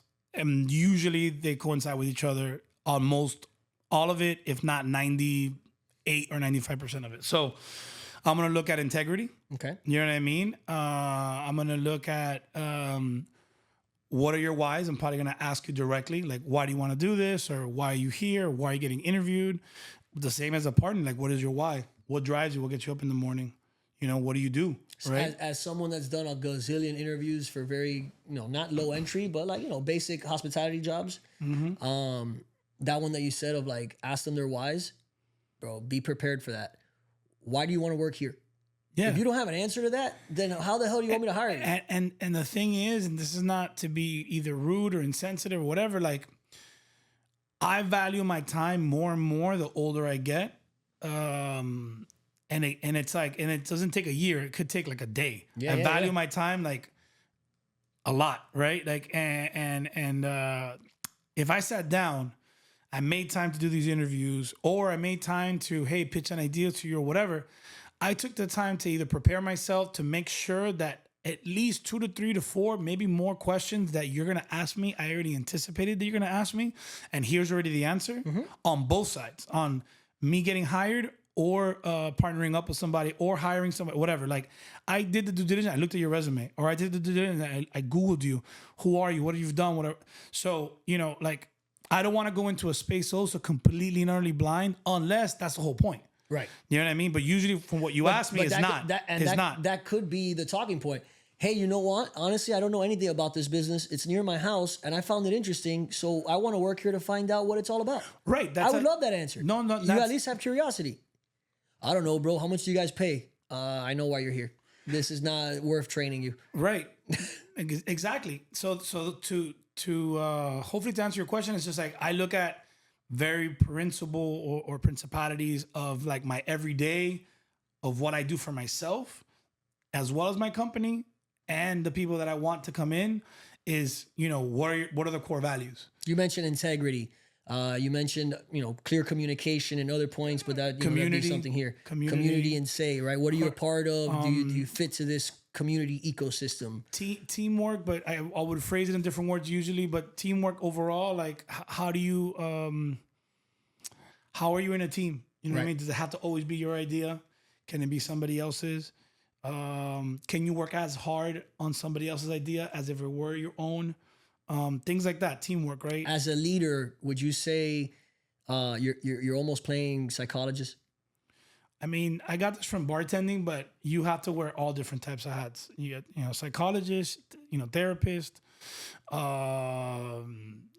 negotiator, financial analyst, creative, right? Chemist, Problem solver. Right. Chemist is good. yeah. You gotta do a whole, I mean, I don't, my dad was an electrician and like he was in construction sites, but I knew I was intrigued by it, but I know nothing about it. But have I changed the light? Have I installed the TV? Have I put down tile? Yeah, all of that. Do I know enough to know that I do not want to go touch electricity? That's good. Yeah. The one that doesn't know gets zapped, and that's how they learn. Right. What other values come to mind, right? Like I'm 16, 17. What should I work on? To me, one that has really kept me in this industry is, the phrase you learn younger is "don't burn a bridge," right? But I think the reality of it is like, don't lie, stand for yourself, and be a stand-up product, right? Right. Because you might burn a bridge by doing everything good. You might just burn a bridge because you're doing it better than somebody else. Sure, and you that's know what okay. I mean? And that's all right. I think if you're gonna work on anything, work on yourself and work at yourself at again, cliche, being your better self. Figure out what that means. Mm-hmm. What better self do you want to be? You know what I mean? It could be health. I mean, health, you need it because there is no amount of wealth that you can enjoy without health. Right. So health should be something that you work on, and that even the people that you hire or that you want to be partners with, they always talk about, a fat chef or is a chef that you trust. And I kind of get that, like, oh yeah, because he eats a lot. But honestly, like, yeah, but I don't know if I want him as an employee or as a business partner, because then, like, do I have to get him now health insurance? Because if he dies and like, what's up with his will? Like, is that contracted in? Because he might have a fucking heart attack, and then now I don't have a chef and I don't have a partner. Right. You know what I'm saying? So like, I think health is really something that we don't talk about a lot, and health is also mental health, overall physical health. And double down on yourself in those departments, which will then build discipline, which will then build you to go to Google University or YouTube University and learn whatever you want to learn, and then figure out what you don't like and what you don't want to do. That's also great. And then you start figuring out what you do want to do and you do want to learn and all that. So that all does now go into even hiring, like, how do you, like, even if it's an upper level position, I would see how you walk. Like, if you're walking with a limp or something like that, like, hey, why are you walking like that? Yep. Why are we in 60-degree weather or like AC and you're sweating right now? Yep. You know what I mean? Is it because of the pressure or is it because of your high blood pressure? Sure. You know what I mean? Like, I don't know. Are you hiding something from us? Correct. So like, I think that those things besides, community, teamwork, integrity, right? Having faith in something. I don't need you to be a religious head, and you can be an atheist. That's cool. You believe in something. Yeah. You know what I mean? You strongly believe in something. And I always tell atheists too, like, it doesn't matter if you believe in it, it might believe in you. Sure. You know what I mean? Like, that doesn't, it doesn't. It chooses you. Right. Because even I know atheists that are like, the thing moved and there's no AC and the light flickered, and I go, wait, what is that? I was like, you don't believe in anything. Who cares? What do you right? Yeah, what do you have to worry about? Yeah. You're all right. You're good. But yeah, those things, and I think it ties all into, like I said, health and mental health and understanding. I know it's been thrown around a lot recently, and everybody's like talking about their feelings and this and that, and I get it. It is good to do it, but also don't do it because you're just doing it because it's cool. Because then also because it feels good. Individuals follow trends, and now the trend is that, and like, it's not to put a negative connotation on it. Please express yourself, but back to express yourself clearly. Right. What is the help that you need? And don't always express yourself. There's a place and time, right? Like, express yourself emotional intelligence when you need to, right? But read the room. Yeah, emotional intelligence. You know what I mean? Like, sometimes it's not the time and place to do it. Like, whatever. Like, there's times that I want to fucking blow up or I want to curse everybody to hell, but like, we're in the middle of an event. Right. Get your shit together. Right. Bite your tongue. Keep it moving. The cleanup's gonna be fun though. Tomorrow, a week from now, sit down. No egos, no emotions, no adrenaline. Let's talk about it. Yeah, address the situation. Yeah, let's move forward. right? So then, yeah, that's what I would say. I would say overall, I think number one would be like coming into an interview of hiring somebody or partnering up or anything in between that. Yeah, where are you at with your health, dude? Like, because if you don't care about yourself, then how the fuck are you gonna care about me? Right. Or this business or whatever, dude. You know what I mean? It's just, and again, I'm not saying that, you got to hire people that have six packs or what. Yo, I'm just saying, are you healthy? Sure. Are you putting effort into your health? Do you look good? Like, you know how they say, like, you know, hygiene, right? Like, if you come in smelling like shit, your beard's all fucked up, if you don't give a fuck about you, then how are you going to read manuals and want to be a part of this ethos if so many things don't align with you? Yeah. Like, it's just not a good fit for you. Like, I'm doing, or the guest you're serving, right? Because they're coming here in their best gear, trying to have a night I'm out. doing you a favor, dude, like by not hiring you or not partnering up with you, because then it's just going to be a constant battle. Why do we want that? Correct. It's going to bring a whole bunch of stress in your life you don't need. And guess what? You might go find something now that you do want to do because I didn't hire you. Right. That's a blessing. Right. So and the same goes with firing. Yo, dude. People look at firing as bad. I look at it as, wow, this is great. You now have the opportunity to go find something that's going to make you happy because you're miserable while you're here. 100%. Which is why I'm firing you. Yes. Yo, we can have a beer after later. And the thing about smelling or this and that, whatever, bro, maybe you find something in this beautiful world that there's so many different things that your attributes or what you do with yourself actually are a benefit to whatever that you're doing. Right. To the surrounding of it. Yeah. That like maybe you're a hippie or maybe whatever, dude. Maybe it is a belly, but it's a strong belly. And you can like, there's heavy lifters that, what are they called? Power lifters or whatever. Yeah. Have a huge, but yo, if you punch that belly, your hand will break. They got the keg, but it's made out of steel. Yeah. So it's like, it's don't take everything that I'm saying by word, but literal. Look at it more macro than micro. Like just work on you. Be sure that whatever you're doing in lines with what you're going to get into or who you're going to get in with. And the only way you're going to find that out is by asking the right questions. 1000%, bro. I love that. That's all fantastic advice, whether you're starting or you're going to your 900th interview, right? How do you make it better than the first 899? Because if they went that well, you wouldn't go to your 900th, right? Right. So that's amazing advice. As I have a last question that I typically ask. Before that question, I want to ask, what is today for Eddie Fuentes, right? We spoke a lot about how you got to the inception of food and beverage. We spoke about that journey during Fountain Blue and Astra Hotel was the first one you said? Or the Astor Hotel. Astra Hotel. Yeah. So we spoke about that journey. Then we spoke about how all the years and compound knowledge and experience that you got from that journey led you to a good opportunity with some partners, 9 or 10 of them to be exact. And we created this concept, Grails and Spanglish, which meant a lot to you and then also taught you so much, right? So moving forward from that project, what does today, tomorrow, and next year look like for Eddie Fuentes? And I have a feeling that it's probably going to be applying all those 20 years of compound knowledge into something else, right? And always the next thing and the next thing and the better form of Eddie. So what does the better Eddie look like a year or 2, 3 down the line? What's the why of today, right? What's the why of today? Yeah. The why hasn't really changed for a while. It's still family. Okay. Usually it was just my parents. Then I found somebody that is also on the grind with me and is with me every single fucking day. So and like, sexy when you find that, right? Like, yeah, no, it's hot as fuck. Like how I got the small tangent, like my significant other, like my fiance, like the reason why she's hot, like, yeah, physically beautiful. But in her greatness is where I found her and where I still find her the hottest. Yep. When she's grinding, when she just called me, is like, yo, I just fucking hustled this motherfucker.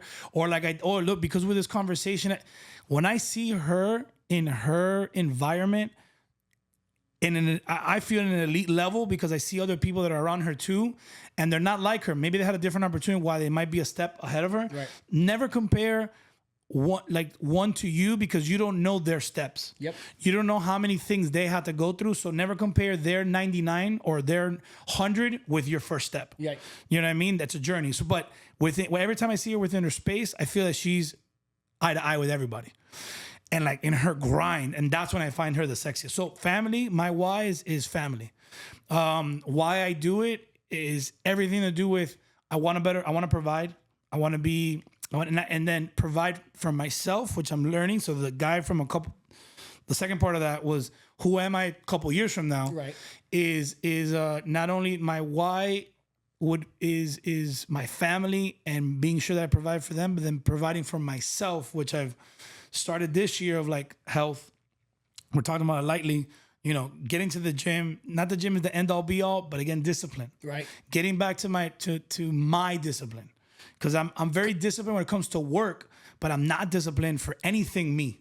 That's crazy. So you almost do it for everyone around you, not for yourself, right? So then you are the last priority on your plate. No, literally. And I wanted to add to that, I've known you now 3 hours or so.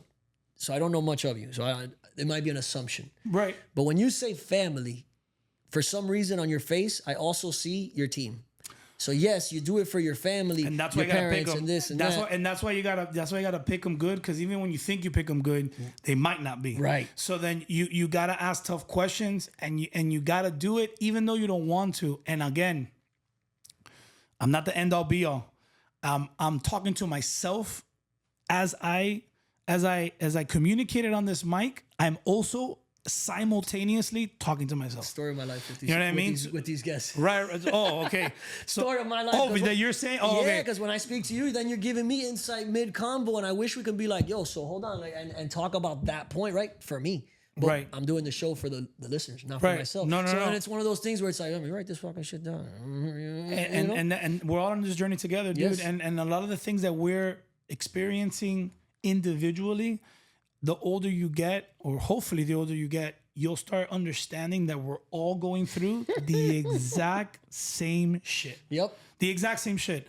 So, you know, that's my why. And yes, it is my team too, because I want them to shine, and I want them to, again, I had to do more for me, but what fills my tank is seeing other individuals grind on their why and achieving their goals. Bro, huge. And it's crazy because it doesn't satisfy, like me getting to my goal doesn't satisfy me as much as seeing my dog, my brother, and whoever, or just a person that I helped along the way get to their goal.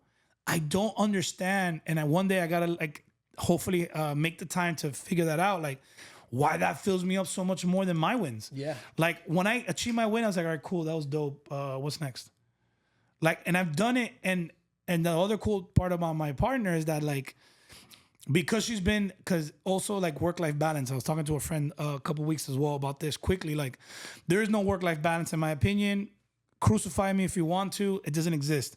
The way that it exists is that you grab that balance and you intertwine it together. What that You create means, the balance. This is not something you look for. This is something you have to create. right? So then, you want to see your family more, then you have to hire your wife.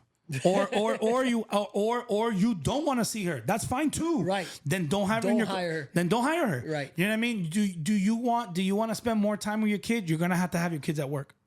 You're gonna have to take them to work. And then does the 9 to 5 allow you maybe once or twice a year? If not, you have to own your own business. Yep. That was my driving force. The year 3 and 4. A couple years back, like I was like, yo, I can't be a normal because my normal includes my kids, and my kids need to come to work. So I need to stop the board meeting or the podcast or whatever the fuck and be like, yo, I changed my dog's diaper. Right. Give me a second, pause. He took a shit at himself. I'm going to go clean that. But that can only be when you create your own time. Right. When you're in charge of your... If not, you almost have to pay someone, not almost, for sure, right? A babysitter, right? You have to pay for someone to change a diaper because you're committed. And there's nothing wrong with that, and like having the opportunity and the access to have the nanny and whatever. But again, everything I read, right? I don't have a kid. The first 5 years is the building blocks of what that person's going to be as a human. That's their foundation. And that's their foundation, and the legacy is built on that, unless they spend, or you or whoever spends another $100,000-$250,000 on therapy, and then they figure out their own way through ayahuasca, whatever the fuck. Right. And then they figure out their own way, which, okay, that's cool. But as a parent, I want to circumvent that. Of course. I don't want you to go through that shit. It could still be that, but with 5 years of foundation that I'm going to provide you. Yeah, dude. If that's still the route you want to take, then that's part of your journey. No, it's part of your journey for sure. But it's not a necessity. Right. I want to be there the first 5 years because I want to fuck with my little, whoever, right? Mm-hmm. Male or female. So then, that's why I had to, this is the life that I chose. I'm gonna give you what I think. Right. Based on what you say, because I have a similar thing. it's not a problem. I got a good balance with it on the doing it for others and doing it for yourself, right? And kind of like, why does this make me wake up earlier than this? I don't know why it drives me For me, harder. I think it's that person showed appreciation to you for the opportunity, relationship, scenario, situation, whatever that it is that you are in together. There's almost a return of respect on why I want to grind harder is because I know you're grinding hard for me. All right. Right? Where I know that I'm grinding hard for myself because it's a given. But life has shown me that not everyone is going to go up to bat for me. So when someone actually shows up 10 minutes before me, I go, who the fuck are you? And now that makes me want to do so much more for you because you didn't show up 10 minutes early for your shift. You showed up 10 minutes early for my business. I can't teach that. You are the right person. So therefore, Facts. I'm going to show that same appreciation back. And I'm now going to wake up an hour early for you, even though I couldn't wake up 10 minutes early for me. And that at least is my indicator on the... No, you're on point. Get the fucking goosebumps, bro. Yeah, I love yeah. that. That's been my little indicator where it's like, just tie the whole circle together. I'm going to give Julian his flowers. Julian's my office manager at Rockwell Talent, okay? A year and a half, 2 years ago, sometime in that timeline, he reached out with about 17 emails. Hey, I don't know anything. I want to be in the entertainment space. What's up? I love that. The fuck's this guy? Cool, deny the whatever. Cool. Change the approach. Right? Tony Robbins, you said that was one of your influence. Change the approach it differently. The answer is not no. The answer is not like this. Right. Cool. He calls me one day. Cool. I don't pick up. Unknown number in Miami. Bubble. No pickup. Cool. Yeah. Leaving a voicemail. Hey, this is Julian. We shot you an email earlier and blah, blah, blah, blah, blah, blah. Bro, let me call this guy back. I got tremendo cojones on him, bro. Like, he's not taking no for an answer. That's cool. Let me call him to tell him no. At least now I can stop the calls and the emails. Okay. I call him. I got the Bryan firm voice on. I'm ready to destroy this guy's dreams, right? Hey, Julian. Yeah. How's it going? I think he hit me with the Mr. Herrera. I was like, listen, don't ever fucking do that again. Okay, I'm Bryan. Cool. Now that we're past that, I don't think there's a space here, bro. I'm not hiring. He goes, I don't want to get paid. Fuck. God damn it. Okay, well, what do you think you can do? Nothing. I can't do anything right now. That's why I want to go for free. I want to be a fly on the wall. Let me learn from you. Cojones. Eventually, I'll learn enough things from you that I can maybe help you. And if not, I'll be able to go get another job based on this little experience that I can get there. Let me just observe. Are you fucking with me? Damn, dude. I'm pacing up and down in the front of my parents' house while I'm taking this call. I remember specifically, and I say, how old are you?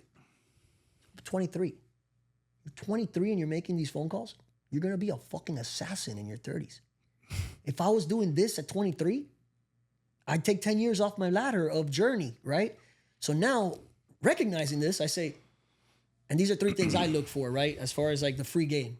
Right person, that is, do you have the right values, the right characteristics? Right. Are you a good fucking human, right? That's first. Before the quality, are you the best bartender? I don't care. If you're not the best person, you're not my bartender, right? So are you the best person? Are you the best, what are we talking about, right? Bartender, DJ, operator, whatever it is that we're talking about. Right. And then the third one is, do you listen? You obviously are coming to me saying you want to listen.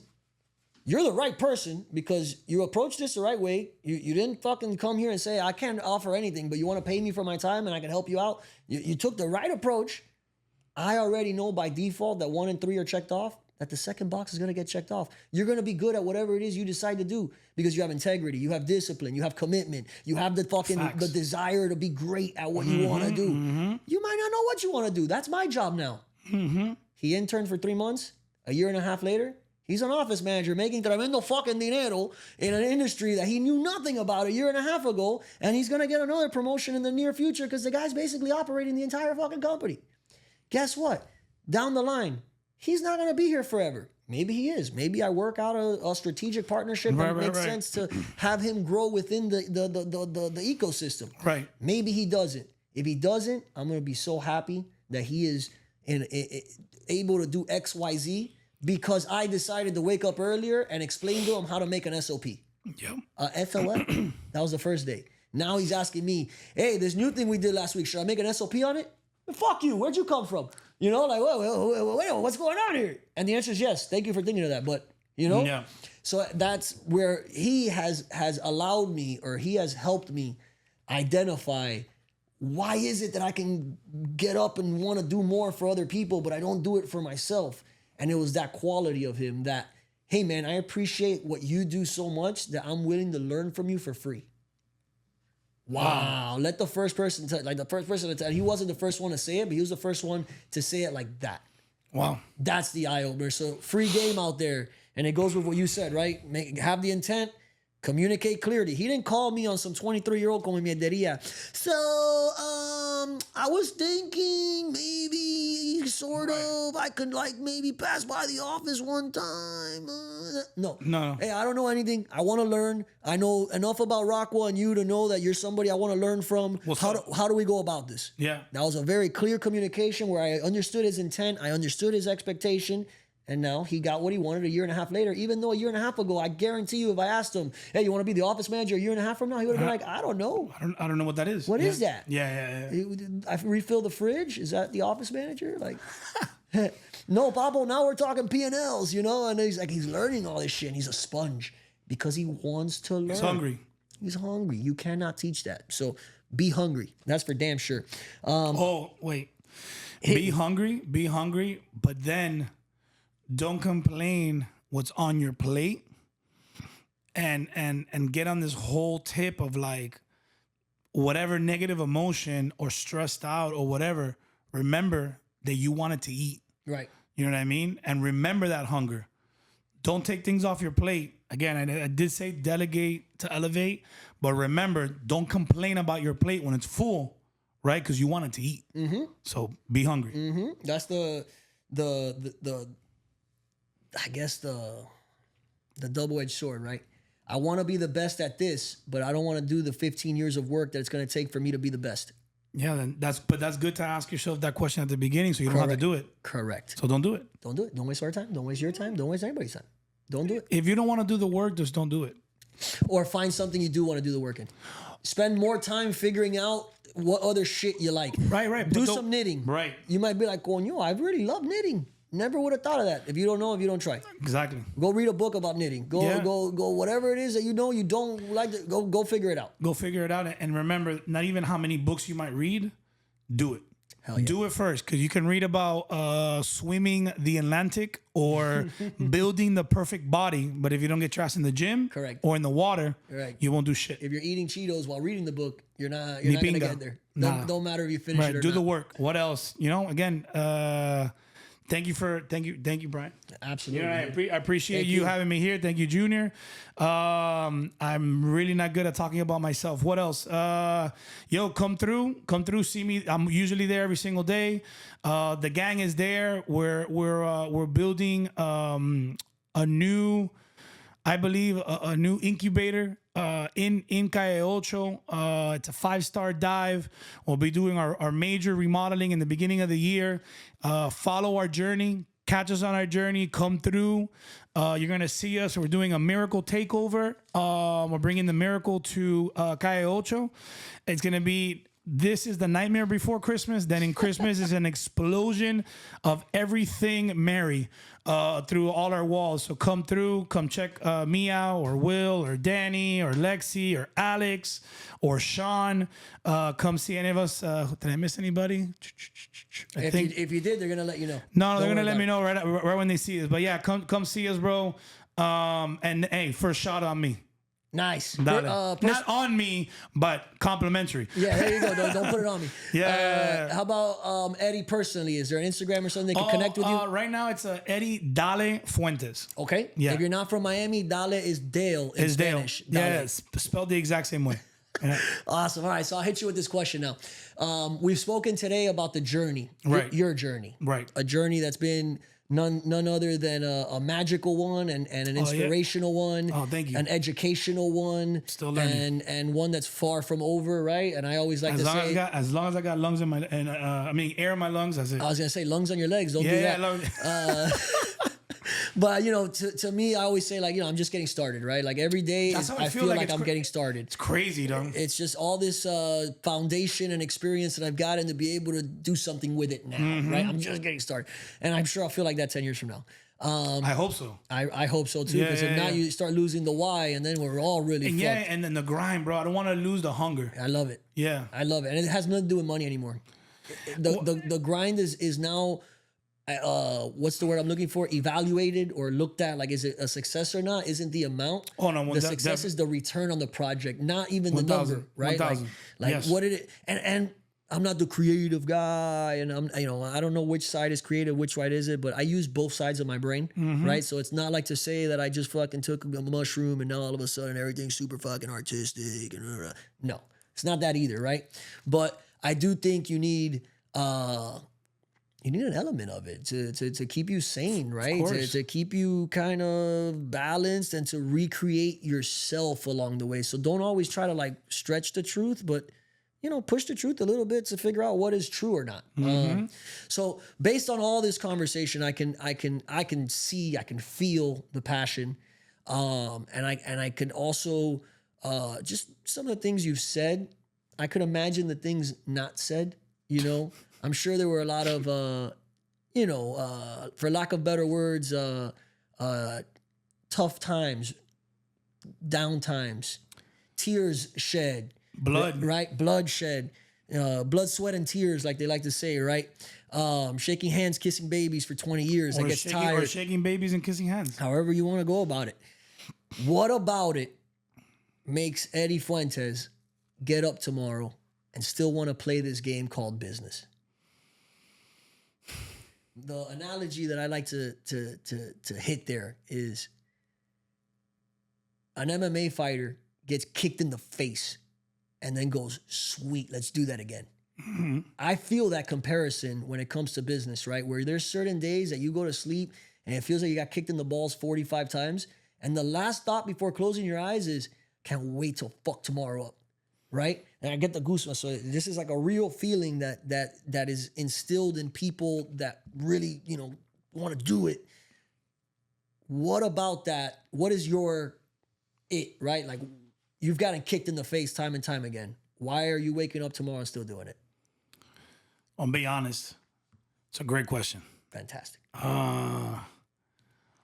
And I've been thinking about it this entire time as you were setting it up, as soon as you said it. And I don't have a definite answer, but what resonates or what word keeps on coming up in my head is legacy. Sick. So I don't know if that's the answer. I really don't. But part of it in some sort. In some sort is legacy. Everything I said, it's just adding to everything I said. I want to leave it better than how I found it. I want to do something, dude. I always thought that I was gonna do something great. You know what I mean? I don't know why. Maybe that's ego too. I just thought but in a good way, right? Right. Without it, I was born dead. So like knowing that story that I was born dead and all the little mishaps that I almost fucking kicked the bucket. It's like, damn, I'm here for something. What is that something? You were born without a heartbeat? Is that what you mean? Yeah. That's sweet. I was born with my umbilical cord around my neck. Me too. And that was like a common thing in the 80s. I was completely purple and basically dead. Me too. And then the story was when you're born, the umbilical cord, if it wraps around your neck, it indirectly kind of goes down your throat. Right? Oh, shit. So, if... My dad always tells me you were full of shit before you were born, right? Because I was swallowing my own shit through the umbilical cord. That's how it works inside the stomach. So it's like, you've been full of shit before you took your first step. Wow, that's amazing. Breath, I've never been told that's awesome. Great. Yeah. But yeah, man. When you said it, I was like, wait, let me make sure it's that. Fuck, that's crazy. No, I have no idea. I know I was born dead. I was born purple like a steak, and I was brought back. So I believe that I'm here for something greater than myself, and I think that's why kids came into about. But yeah, like I get up and I want to get kicked in the face again because I want to learn. I really, really want this to be better than how it was before, and I want to be an impact in my industry. You know what I mean? I want to hustle and motivate. That's hard. Yeah, like I wanna. Yeah, that's what. I want to impact my industry. Yeah, I want to impact my industry. You see that has a little. No, this is my city. That good ego that we're talking about. Right. This is my city and my industry. Like that, hands down. Like when I was coming up, when I wanted to do something and figure out I'm chasing money, whatever it is, I was like, I want to do it in Miami. Yeah. Like I don't want to go. Like if I have to, I'll do it. But I'm always gonna come back here. And the more I travel and the more experience I do gain, I see that there's no place like this place. You know what I mean? Like, and like, I love my fucking city. So I want to put on for my city. Likewise. And I want to impact my industry in a positive way, which I feel that it's crazy. The last year, I've gotten some feedback from people, maybe because of XYZ reason, but they have like, yo, like, you did this for me. You did, and I was like, nigga, I haven't done shit for you. Right. Like, you did all of that. Yeah. Like, you did all of that. Yeah, I might have given you a book. Date un par de suenazos en la cabeza, you know what I mean? To keep I can't moving. force you to read it. Right, but like, you did that. I didn't do anything. You know what I mean? Same thing when people have told me, oh, I built you. Papa, you didn't build shit. Right. You haven't done that. Like, I've gotten that from a couple, maybe two people or one person. And Papa, you didn't build shit. Yeah. You might have influenced. Bro, it's crazy. At least in my world, those two people that always try to take the credit for building me are the two people I think of least in my life, and they were the furthest thing from any type of mentor that got me to where I'm at today. Oh, no. It's always the guy that absolutely did nothing that wants the credit for everything. I was like, nah, bro. So yeah, my industry, and I want to be an impact positively, and I've been striving to do that since I got in it. You know what I mean? A person at a time, a business at a time. Now with this, like, I think it's become more serious throughout the pod. Absolutely. Like how important this is, because I always reference like, oh, I wish I had a somebody or a thing or whatever. This is it. You know what I mean? Like, this could be for somebody else. Like, yo, read that fucking book. Do the fucking work. You know what I mean? And then just go do it. What the fuck is a portfolio? Right. You know what I mean? Like, what is a diverse? I don't know what the fuck that means. Let me go find out. You know what I mean? Let me get a fucking penny stock or invest in this new company that could be. The important part is knowing that you don't know. Right. Because now you can go figure it out. 100%. But if you don't know, then you think you know. That's bad. That's horrible. That's the worst place to be. Like, if you ever think you mastered something and I forgot where I learned this, then start something new. Yep. Like, if you ever stop being the student and you become the master, close that fucking book and throw it away. There's nothing else to do with it. You mastered it. Yep. That's it. You mastered it. Fuck that. You know what I mean? Go be the student. Go learn, dude. Like Bruce Lee, you know, be like water. Be like water. Yeah. Well, Eddie, I think we mastered this conversation. That's what we're done. We fucking crushed it. Oh, thank you, dude. Okay, I could see definitely future conversations, whether it's on camera or not. Definitely, bro. I'm surprised that we haven't met. Likewise. Like, damn, dude. Cross paths in this sense. I started off the show by saying an industry leader based on what I've been able to see from the outside in. Now, after having a thorough conversation with you, I'd like to go back and confirm that statement and say definitely a leader in the industry, not only from looking outside in, but speaking from inside out and really getting to know and understand you as a human, then you as a human in this industry, and then this industry from your eyes, the human. And we were able to kind of do that in this conversation full circle. I'll close off by saying, I selfishly asked the last question because I don't know the answer. I ask myself sometimes, man, why the fuck do I want to get kicked in the face again? I'd be such a good number two. I am the introvert of the year, right? Entrepreneur of the year. Entrepreneur of the year. Yeah, entrepreneur is what I'm doing now. I'm also an introvert, so. Entrepreneur is the number two guy. He may own 4 or 5% in the back of the things, but he's the COO. He's the guy that makes everything fucking polished and detailed and amazing. I wish I had that role, right? Because it'd be less stress. The entrepreneur role, it's on you, and everybody now relies on you. And guess what? In the upbringing, you're the dump truck that everybody brings their fucking problems to. But I wouldn't trade that for a world, and that's part of the reason why I like getting up. It's crazy. So, selfishly, I ask all these questions of like, what keeps you getting kicked in the mouth? To then hopefully one day 40 shows in, I'd have 40 understandings of what gets people up in the air, and I'll find mine. No, selfishly is dope. Like you get to, again, peek into other people's whatever, 10, 15, 20 years, 30, 40 years of experience and see what similarities you have. Yes. As well, you get to pick like, oh shit, I didn't see it that way, or fuck, pretty fire. Got my little notes all over the page, bro. These aren't for you guys. These are for me. Thanks. Eddie, thank you so much, my brother. dog. We're gonna do it again Hey, soon. no, thank you, dude. Thank you, man. Absolutely. That was great. Great pod.